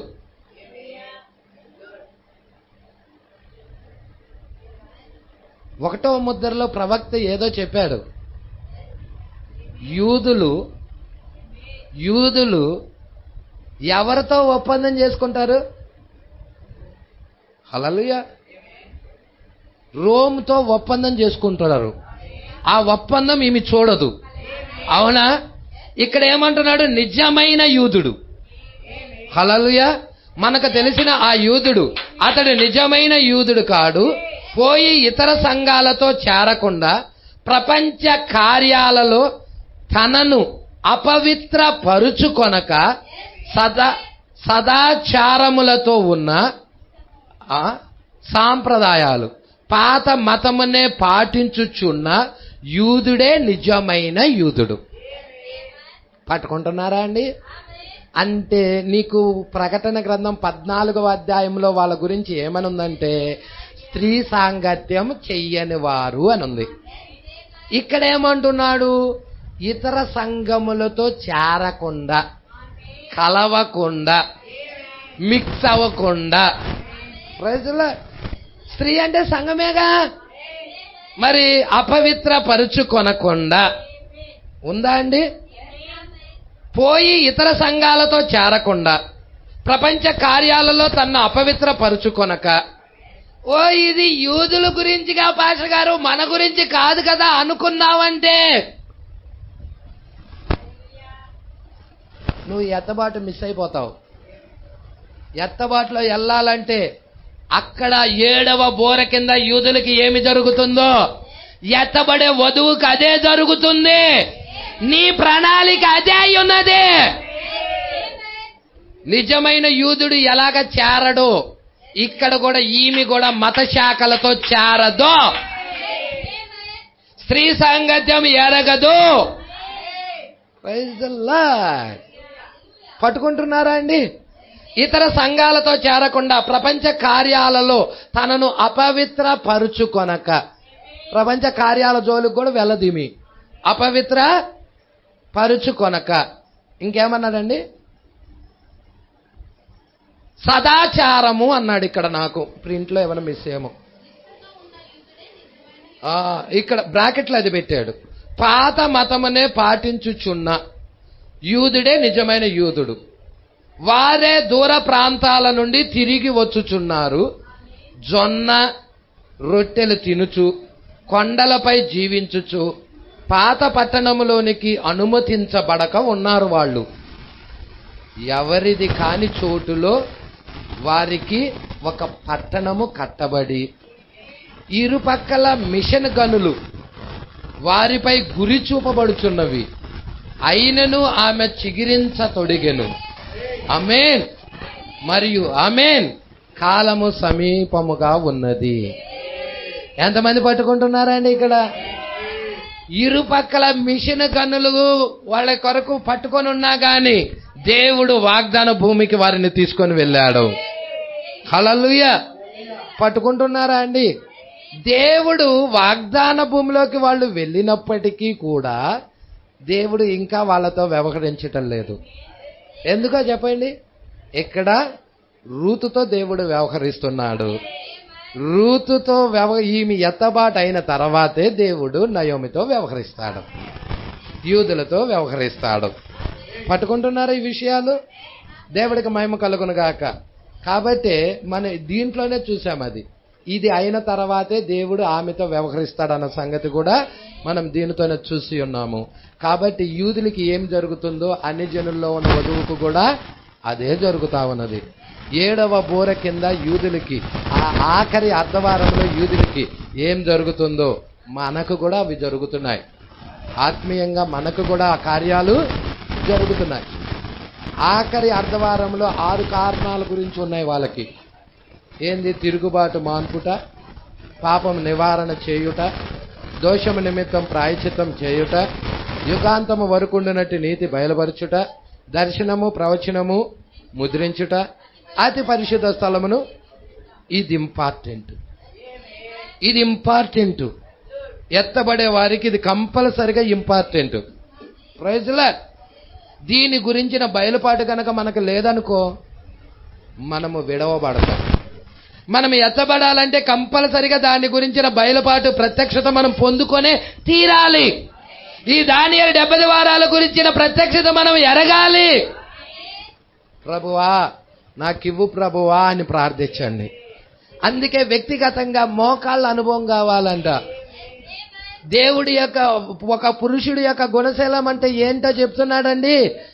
మోకాళ్ళలో ప్యాంటు నుండి వాళ్ళు మోకాళ్ళ మీద నిలబడినప్పుడు ఆ మోకాళ్ళలో చొట్టలు పడతాయంట. చొట్టలు పడతాయి, అంతగా వాళ్ళు ప్రార్థిస్తారు. ఈరోజు మనం అంత ప్రార్థన ఉందా? చొట్టలు పడే ప్రార్థన ఉందా? కనీసం మోకాళ్ళ మీద నిలబడి ఒక్క అరగంట నేను ప్రార్థనలో చేస్తున్నాను పాస్టర్ గారు అన్నాళ్ళు చెయ్యతండి. మోకాళ్ళ మీద నిలబడి అరగంట ప్రార్థన చేస్తాం. ఒక అరగంట, 24 గంటల్లో రోజు మొత్తంలో ఒక అరగంట ప్రార్థన చేస్తున్నాను పాస్టర్ గారు అన్నాళ్ళు. ప్రైజ్లే. చూసారా అండి మనల్ని ఎంత వెనకబడి ఉన్నామో, ఎంత వెనకబడి ఉన్నామో ఒకసారి చూసారా? హల్లెలూయా. కాబట్టి మనం దిద్దుకునే సమయం ఇది, సరి చేసుకునే సమయం. ప్రభువా నిజముగా నేను ఆ ప్రార్థన కావాలని కోరుకుంటున్నా. మీకు ఒక విషయం తెలుసా? ఎత్తబడేవారు ఆ ప్రార్థనలో ఉంటారని మీకు తెలుసా సంగతి? ఎత్తబడే ముందు అబ్రహాము అక్కడ విజ్ఞాపనలోకి వెళ్ళిపోయాడు. అవునా కదా అండి? సొదొమ గొమొర్రా పట్టణము కాల్చబడే ముందు అబ్రహాం ఎక్కడికి వెళ్ళాడు? ప్రార్థనలోకి వెళ్ళాడు, విజ్ఞాపనలోకి వెళ్ళిపోయాడు.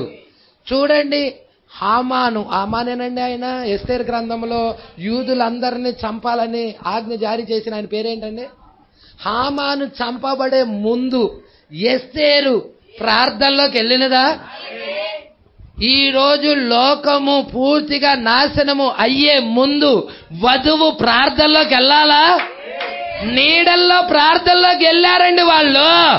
నిజ రూపంలో మనము కూడా ప్రార్థనలోకి వెళ్ళవలసిన వారమై ఉన్నాము. ఎక్కువగా ప్రార్థన చేద్దాం. హల్లెలూయా. దేవుడు మన భక్తిని కొలుస్తానంటున్నాడు, మన ప్రార్థనను కొలుస్తానంటున్నాడు, మన విజ్ఞాపన కొలుస్తానంటున్నాడు. మరి ఎక్కువగా ఏకాంతంగా గదిలోకి వెళ్ళి ఎక్కువ ప్రార్థిద్దాం. ఈ రోజు నుంచి చేద్దామన్నాళ్ళు చెయ్యొద్దండి. చేద్దాము ప్రభువా, ఈ రోజు నుంచి చేద్దాం ప్రభువా అన్నాళ్ళు. నాకు కాదు, చేయతుంది దేవుడికే.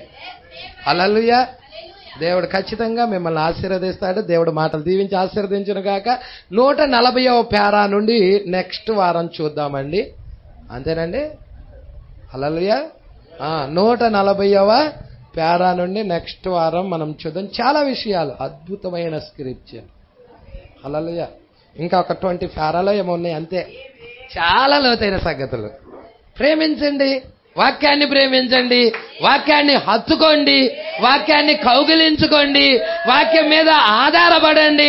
వాక్యం తప్ప నాకు రెండోది అవసరం లేదు ప్రభువా. జుంటె తేనె ధార కంటే కూడా మధురమైనది అన్నావుగా ప్రభువా. ఆ మధురమైన దానిని, ఆ టేస్ట్ ని ఇప్పుడు మేము చూస్తున్నాం ప్రభువా. ఎంతమంది ఆస్వాదిస్తారు, ఎంతమంది ప్రేమిస్తారు వాక్యాన్ని? దేవుడు మాటలు దీవించి ఆశీర్వదించను కాక. మనమందరం లేచి నిలబడదాం. మన మధ్యలో ఉన్న యేసేపు పాట పాడి దేవుడిని మహిమపరుస్తారు. మరి అదే విధముగా తీర్మానంలో ఉండండి అందరూ. మరి తీర్మానం చేసుకుంటా ఉండండి, ఎవరు అనాలోచనగా ఉండవద్దు. ప్రభువా ఇప్పటిదాకా గడిచిన సమయమే చాలు నాయన. ఇక నుండి నీకు ఇష్టడుగా నేను జీవించాలనుకుంటున్నాను, నీకు నమ్మకస్తుడిగా ఉండాలనుకుంటున్నాను, నేను ఎక్కువగా ప్రార్థనలో గడపాలనుకుంటున్నాను. ఆ జుంటె తేనె దార కంటే కూడా మధురమైంది అన్నావుగా ప్రభువా నీ వాక్యం. నాకు ఆ మధురమైన ఆ యొక్క వాక్యాన్ని ఇవ్వు ప్రభువా అని ప్రార్థన పూర్వకంగా ఉందాం.